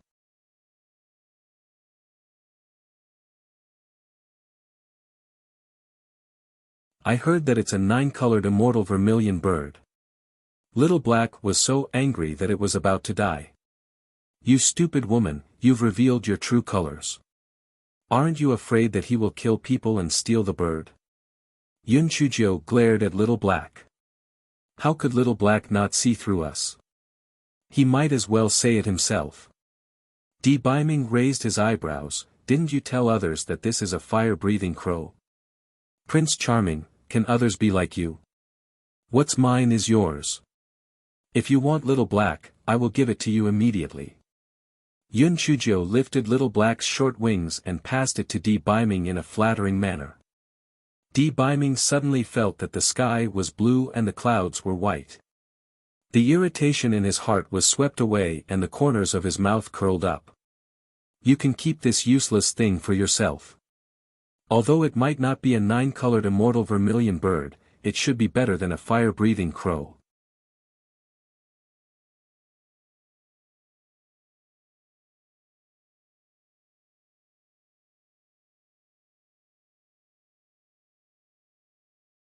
Chapter 79, Low-Key Luxury has its own meaning. Little Black was furious. Why am I useless? Although I am not a 9-colored immortal vermilion bird, I am. Humph. When the time comes, I will blind your snobbish eyes. Prince Charming, since you don't want it, then I will keep it. Yun Chujio saw that Di Biming had finally calmed down and let out a sigh of relief. Why was this pretty boy's character like that of a donkey? She really wanted to strangle him to death. Di Biming nodded slightly, and then looked at Little Black coldly. If you dare to betray the black thing, what kind of petty tricks are you playing? I won't forgive you. Little Black immediately said obsequiously, Prince Charming, I'll remember it. I'll do whatever you say. Prince Charming, did you call him? Get lost. Di Biming flicked his sleeve, and the miserable Little Black was thrown out again. Fortunately, he did not forget to flap his little wings this time, so he did not fall to the ground. Little Black found a tree branch and landed on it. It was so angry that her hair was standing on end. Do you think I'm willing to call you Prince Charming? Pooey. You're not even as handsome as me. My black hair is so low-key luxurious and profound. However, how could the black girl know this jinx? The atmosphere in the room eased up a little. Yun Chujio quickly said, Prince Charming, you haven't had breakfast yet, right? I'll ask Chun Yu to bring you breakfast. By the way, you didn't do anything to my little servant girl, right? Di Biming snorted in disdain and took a few steps forward. Yun Si Kujiu subconsciously took a few steps back. Di Biming frowned, why are you hiding? Yun Chujio laughed dryly, Prince Charming, I'm not hiding. I'm just afraid of blocking your path. The anger that Di Biming had just suppressed suddenly flared up again. When Yun Chujio saw that the situation was not good, she quickly took small steps forward, Prince Charming, I'm really not hiding from you. You're not some wild beast, why would I hide from you? Look, I'm here by myself. Di Biming looked at Yun Chujio who was smiling with admiration. He felt a little better. Why did he feel that the black girl seemed to be a little whiter? Come here. Di Biming walked to the bedside and said to Yun Chujio. Yun Chujio quickly walked over and asked, my idol, what are your orders? Undress. Di Biming said as he stretched out his arm. Yun Chujio quickly covered her small chest and said shyly, my Prince Charming, I'm still young. Di Biming's eyes twitched, with your black bean sprout body, I'm not interested. I want to sleep. Undress me, don't dawdle. Yun Chujio finally reacted. 10,000 years of thick skin could not help but blush. She laughed dryly and went up to him, hee hee, so it's to help my Prince Charming undress. Yun Chujio came over and carefully helped Di Biming undress.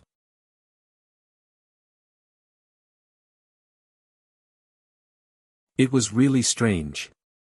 Back then, it was quite easy to undress a gigolo. Why did it take so much effort this time? Why was this damn belt getting tighter and tighter? Di Biming watched as Yun Chujio lowered her head and seriously undressed. Then, she smelled a faint fragrance and a suspicious blush appeared on his face. This feeling was very strange. People always instinctively resisted things that could not be controlled. Di Biming rudely pushed Yun Chujio away, what a loser. You can't even take off your clothes. Yun Chujio was pushed so hard that she almost rolled her eyes. Gigolo, just you wait. If I don't torture you 800 times in the future, her name will not be Yun Chujio. Di Biming felt a little regretful after pushing her. He took off his coat, then took off his boots and lay on the bed. He coughed dryly and said in a benevolent manner, Black thing, didn't you want to sing a lullaby for this venerable one? Come over. This venerable one has agreed.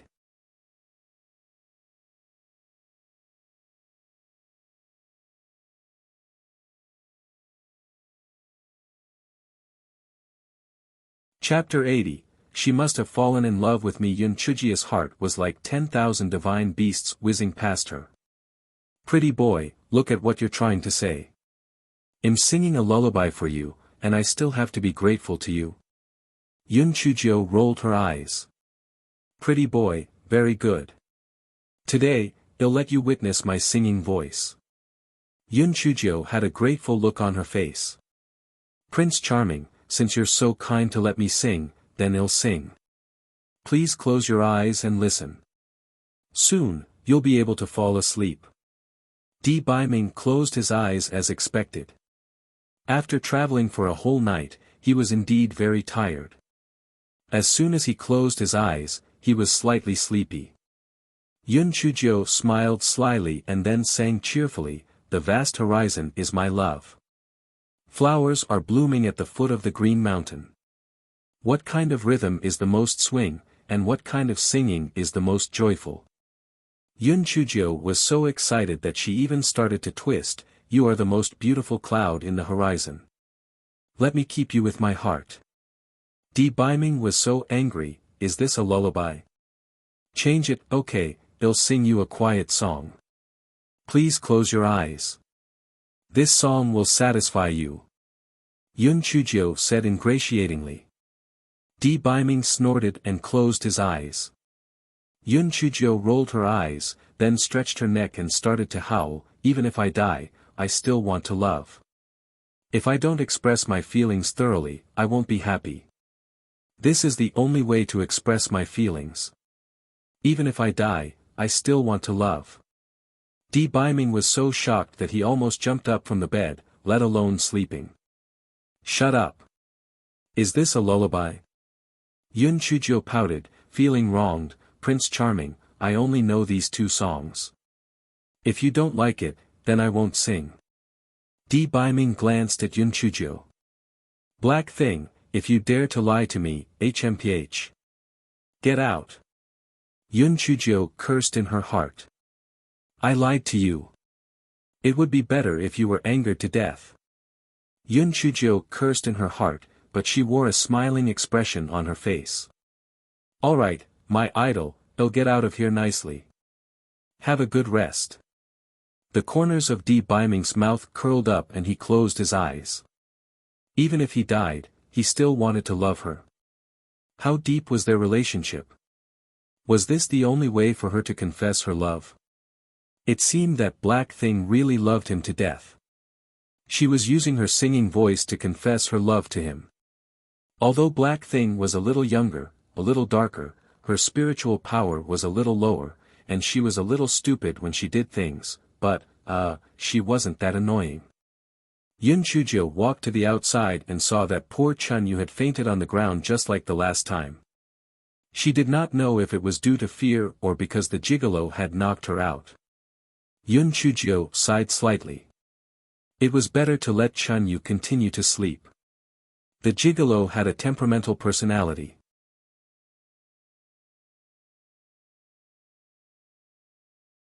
He did not want to accidentally kill the little girl. Yun Chujio tapped Chun Ye's sleeping point and supported her on the couch in the outer room before she left the house. "Your subordinate, An Feng, pays his respects to Miss Jiu. Your subordinate, An Yin, pays his respects to Miss Jiu." An Feng and An Yin bowed to Yun Chujio. Yun Chujio's eyes flashed. How did Lord D know about Little Black? An Feng quickly said, "To be honest, we have spies among those who went to fight for the 9-colored immortal vermilion bird.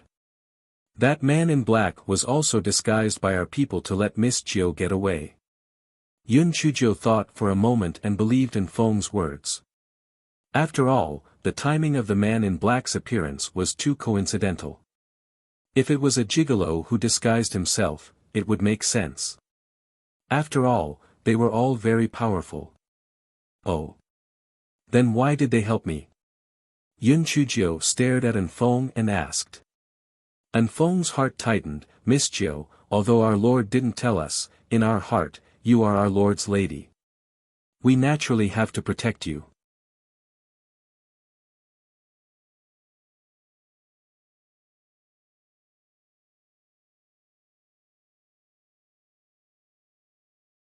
Chapter 81, Found a Treasure. Yun Chujio stared at Anfeng for a while.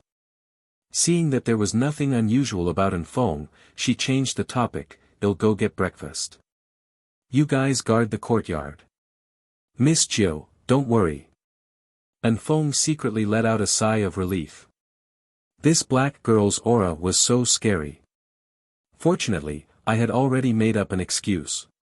Yun Chujio hopped out of the courtyard and came back with breakfast. As soon as the breakfast was set, Little Black flew onto the stone table. "It smells so good. It smells so good. This young master has been hungry for a long time." Little Black had already broken the jar. Anyway, these two guards were also people of Sha Xing. Sooner or later, they would have to know the identity of this young master.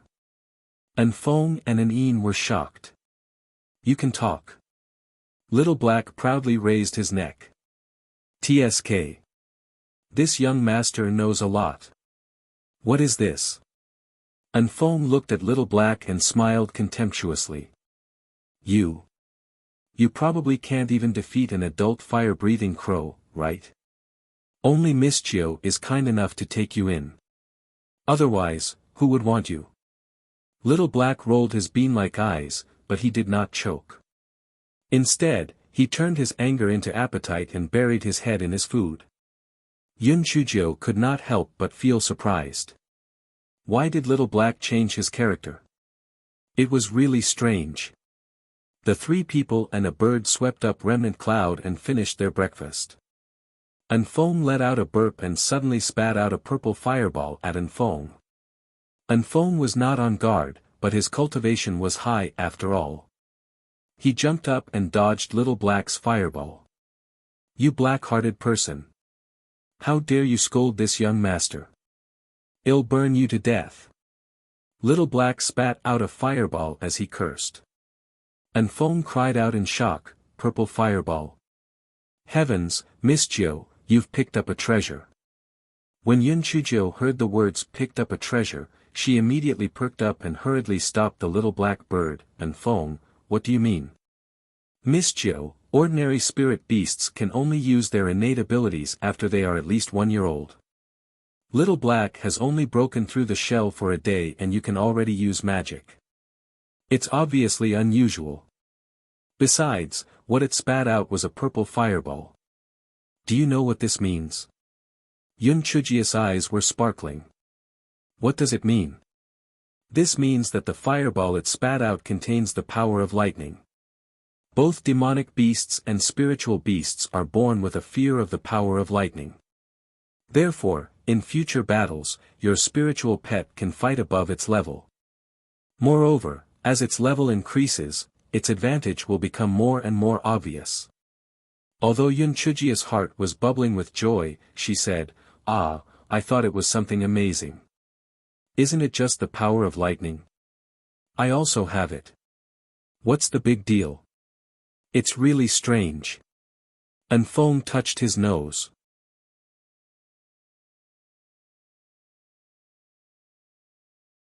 Well, this guy in front of him was also a weirdo. He couldn't even be killed by lightning. This man and bird were really a perfect match. Little Black flew to the tree branch and said proudly, "HMPH. Now you know how powerful I am, right? If you provoke me again, I will burn you to death." Anfeng was about to say something when a cold snort came from inside the house, noisy. Little Black was so scared that he almost fell from the tree. It's over, the Jinx is going to get angry." Immediately, the three of them and the bird didn't dare to make a sound. Yun Chujio secretly thought, "Fuck, this gigolo is really awesome. When can I be so imposing?" Thinking back, he was also a fair, rich, and beautiful woman who could call the wind and summon the rain. How did he end up being an idiot who relied on flattery to survive? No way. She wanted to become stronger.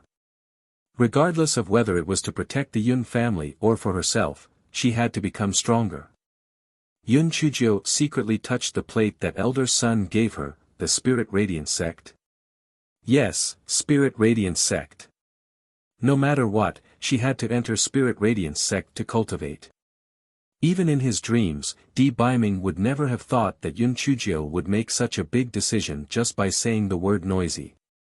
By the time he found out, Yun Chujio had already run away.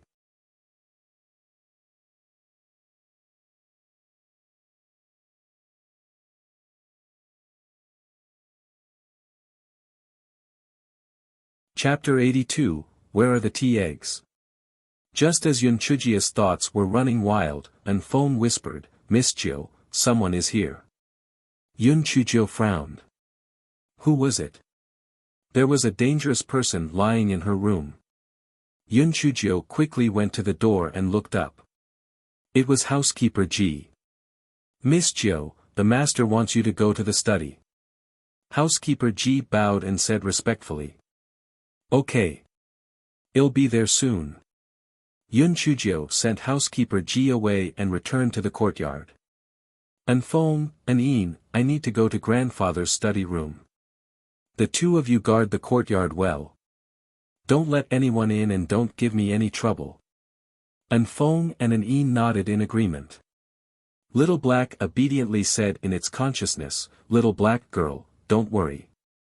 I'll keep an eye on them. And, you're getting more and more sensible. I'll add a drumstick for you for lunch." Yun Chujio hopped into Yun Xiaoshan's study. "Grandfather, I'm here. And, tell me what happened yesterday." Yun Xiaoshan's eyes were bloodshot. It was obvious that he did not sleep well last night. Yun Chujio could not help but feel a little guilty. However, the more she knew about some things, the more worried her grandfather would be, thus, she said casually, "Grandfather, what I said yesterday was true. After Elder Su met my master, he was so scared that he peed his pants. My master said that he didn't have much time to teach me, and he even gave me a token to go to the Spirit Radiance sect." Yun Chujio took out the token Elder Sun gave her and handed it to Yun Xiaotian. "Spirit Radiance sect? Is it one of the 4 great sects, the Spirit Radiance sect?" Yun Xiaotian couldn't believe his ears as he took the token while trembling. Yun Xiaotian looked at the token several times. Although he had never seen it before, the token looked extraordinary. It should be real. Ha ha ha. Yun Xiaotian suddenly threw his head back and laughed. Yun Chujio was shocked. "Oh my god, is my cheap grandfather crazy? Good. Very good. Little Jill. Since you are so promising, Zhangqing and Biyun should rest in peace." Yun Xiaotian was happy, but his eyes were red. "Grandfather, you are too easy to satisfy. I will be more promising in the future. Yun family will get better and better." Yun Chujio said with a smile. "Good. Good." Yun Xiaotian did not know how to express his excitement other than saying yes. Yun Chujio was thinking about the demon who was sleeping in her room. After saying a few more words, she said, "Grandfather, then I will go back first. I am not in a hurry to go to the Spirit Radiance sect, anyway." Yun Xiaotian naturally agreed to Yun Chujio no matter how he looked at her. Yun Chujio hurriedly returned to the courtyard. Before she reached the courtyard, she saw the little black bird fly out. "Black girl, the demon has woken up. He's looking for you." Yun Chujio entered the courtyard.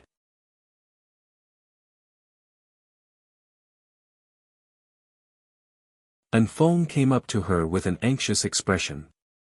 "Miss Chio, hurry up and go in. The Lord is already impatient." Yun Chujio was extremely depressed.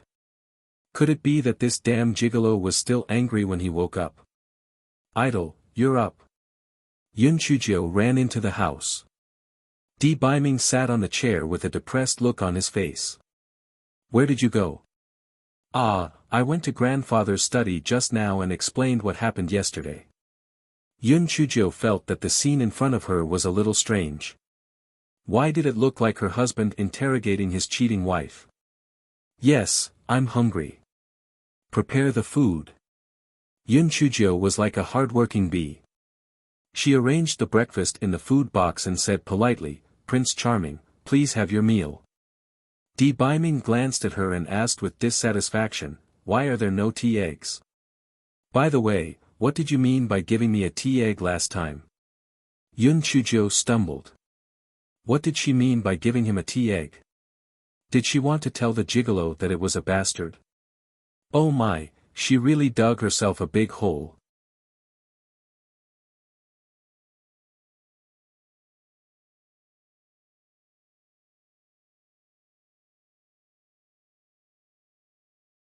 Chapter 83, The pretty boy turned into a fried chicken. Seeing that Yun Chujiu did not reply for a long time, Di Biming's face darkened. "Didn't you hear my question?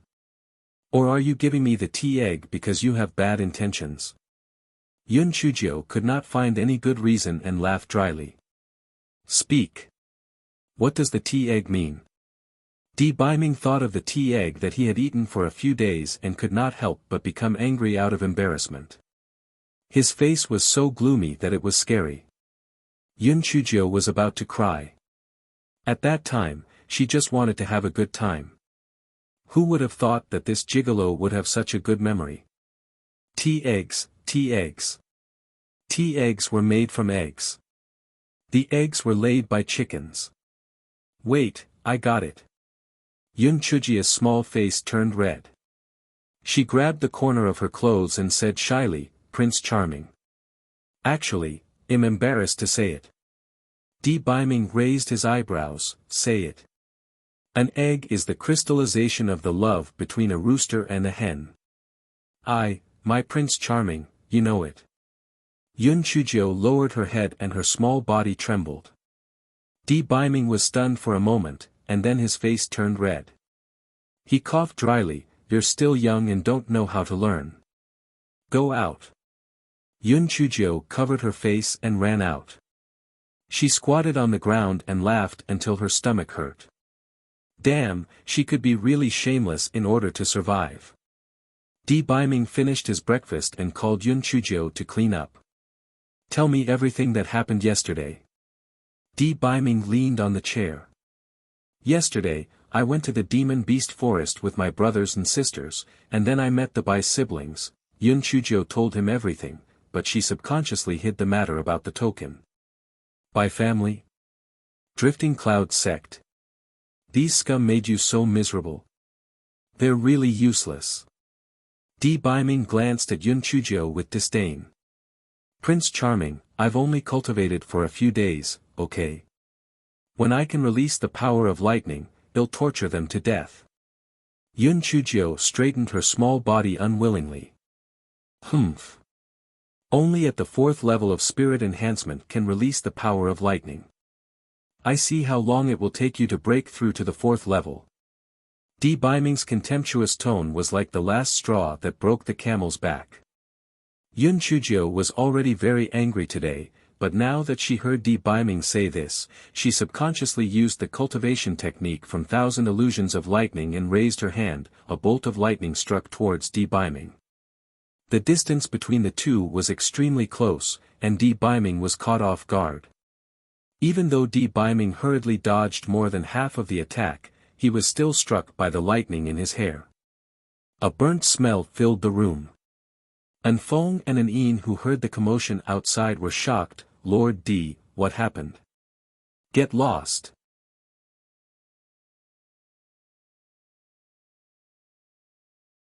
Di Biming roared through gritted teeth. An Feng and an Yin looked at each other. Although they were worried, they did not dare to enter the room to check. "Black thing. Good. Very good. You used the cultivation technique that I gave you to strike me. You are really good." Di Biming took out a mirror from his storage ring and looked at it. He was about to go mad. Yun Chujiu looked at the pretty boy who had turned into an angry chicken. It was not easy for her to hold back her laughter. In fact, in her heart, Yun Chujiu was rolling on the ground with laughter. She wished that An Feng and An Yin, who were outside, could also see the pretty boy's pathetic state. However, the focus of this guy's gaze was now on Di Biming's storage ring. "Io, this treasure is good. Could it be the legendary storage ring? Awesome, the storage bag is rare enough, I did not expect the gigolo to have a storage ring. Strange, last time when she stripped his clothes, did not see this ring.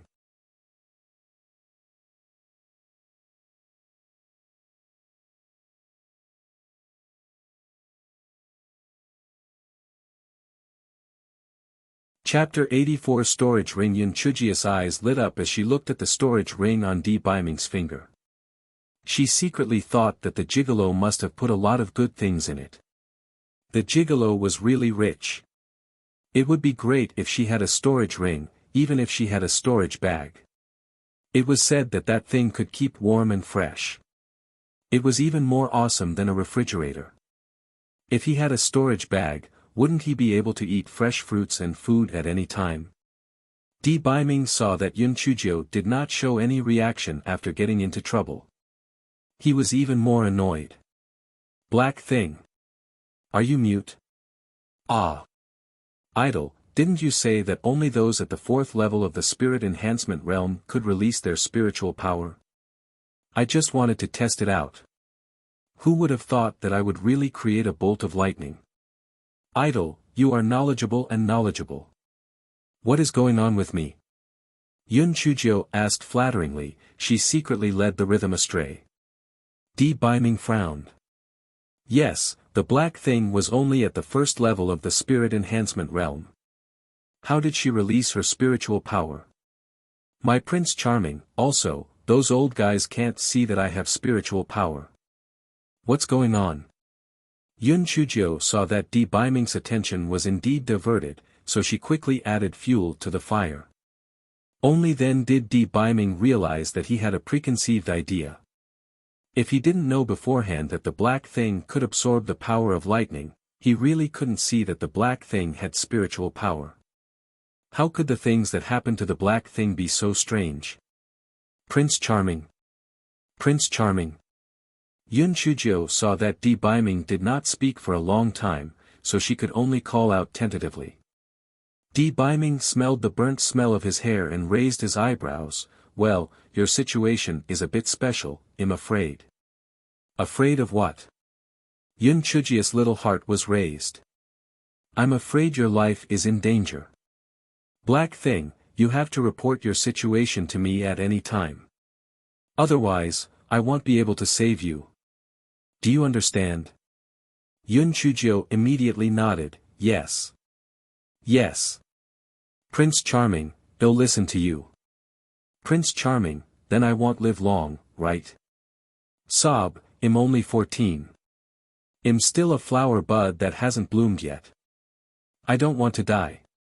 Sob. Yun Chujio started to cry half-truthfully. Her tears fell one after another. She looked so pitiful. Di Biming originally wanted to scare Yun Chujio, but when he saw Yun Chujio crying, his heart inexplicably trembled. He shouted helplessly, "What are you crying for? Don't you still have me? With me here, you won't die. Sob, male god, you're such a good person. I love you to death." Yun Chujio pounced in front of Di Biming and hugged Di Biming's waist, sobbing. Di Biming's body instantly stiffened, and he could only say incoherently, okay, stop crying, you won't die.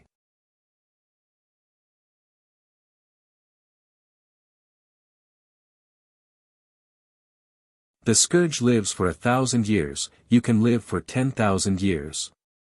Yun Chujio secretly gritted her teeth. You are the fucking scourge, you are the 10,000-year-old turtle. Yun Chujio secretly wiped her tears and snot on Di Biming's spotless white clothes. After Yun Chujio had done her bad deed, she rubbed her eyes and said pitifully, "My idol, my life will be in your hands from now on. How am I going to cultivate now? Everything will be the same as before." Di Biming stared at the suspicious water stains on his clothes and could not help but feel uncomfortable. Prepare the bath water. I want to bathe. Yun Chujio also knew the reason to stop when the time was right. She said obediently, "All right, my idol. I will go get the bath water now." I promise to let you bathe until you smell good. Without waiting for Di Biming to speak, Yun Chujio quickly ran out.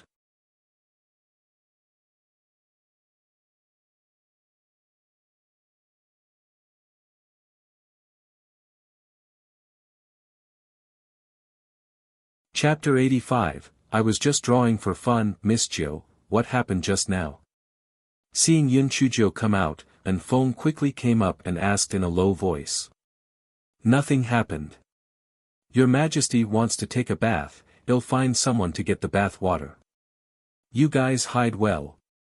Yun Chujio hopped around and arranged for a few rough women to carry a few buckets of hot water to the entrance of the courtyard. An Feng. An Een. You two help me carry the hot buckets into the house. Yun Chujio waited for the servants to leave before she called An Feng and An Een to help carry the hot buckets. An Feng gave An Een a look. The two of them carried the buckets to the entrance of the house and did not walk in. Miss Jiu, you can do the rest yourself. How heartless. This hot water bucket is really heavy. Yun Chujio carried a hot water bucket and walked into the house while muttering to herself. It's really useless. Di Biming waved his hand, and a few hot water buckets floated into the house by themselves. Yun Chujio's eyes sparkled. Idol, you're too amazing. I really admire you too much. Although Di Biming did not say anything, he was clearly in a good mood and decided to temporarily forgive Yun Chujio for the mistake of burning his hair. I'm going to take a bath, you can leave now. Di Biming waved his sleeve like he was chasing away a fly. Yun Chujio slipped out of the house and curled her lips in disdain. Humph. You want to chase her out? Do you think I care about you? I've seen your clothes when I stripped you back then. What's so great about taking off your clothes? Yun Chujio recalled the scene from back then and her face couldn't help but turn slightly red. Yun Chujio crouched under the window in a wretched manner, using a tree branch to write and draw on the ground. Little black girl, what are you drawing? Xiao Hanio flew to Yun Chujio's shoulder and asked curiously. Yun Chujio scratched with her hand guiltily, nothing, I'm just drawing for fun. I think I see a person. Xiao Hanio's pizzazed eyes shot out a strong light of gossip. An Feng and An Een were too embarrassed to come over to take a look, but they were thinking in their hearts that the black girl must be secretly drawing their revered one. The black girl really adored their revered one. Yun Chujio was indeed drawing Di Biming, but, it was Di Biming who was not wearing clothes. An hour later, Di Biming's voice came from inside the room, black thing, I'm done washing. Yun Chujio secretly thought, what a gigolo, he actually washed for such a long time. Yun Chujio silently cursed as she entered the house. When she looked up, she was stunned. Too damn handsome. How could he look so good? It turned out that Di Biming found that only the roots of his hair were not burnt, so he cut off the burnt parts.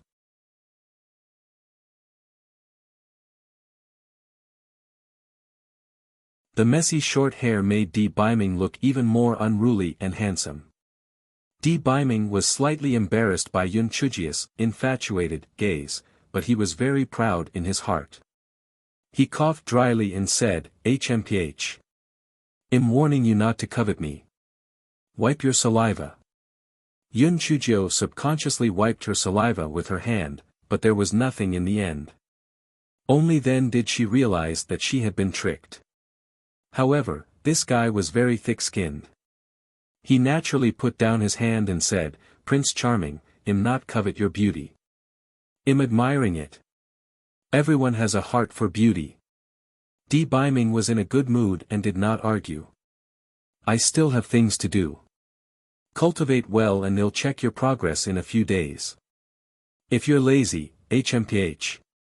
Yun Chujio could not wait for Di Biming to leave. Prince Charming, do your thing.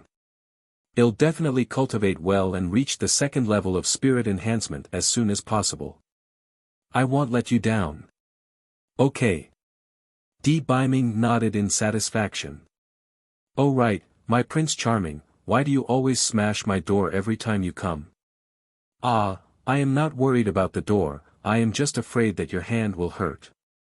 Yun Chujio blinked her eyes and asked in confusion, "You're tuning into the Han Li's Wuxia Chronicles YouTube channel. We're so grateful for your support and don't forget to subscribe to join us on this incredible journey through captivating stories. Your generosity through donations truly makes a world of difference, as it's the primary source of revenue that allows me to expand and enhance this channel for you. Thank you from the bottom of my heart for being a part of this adventure.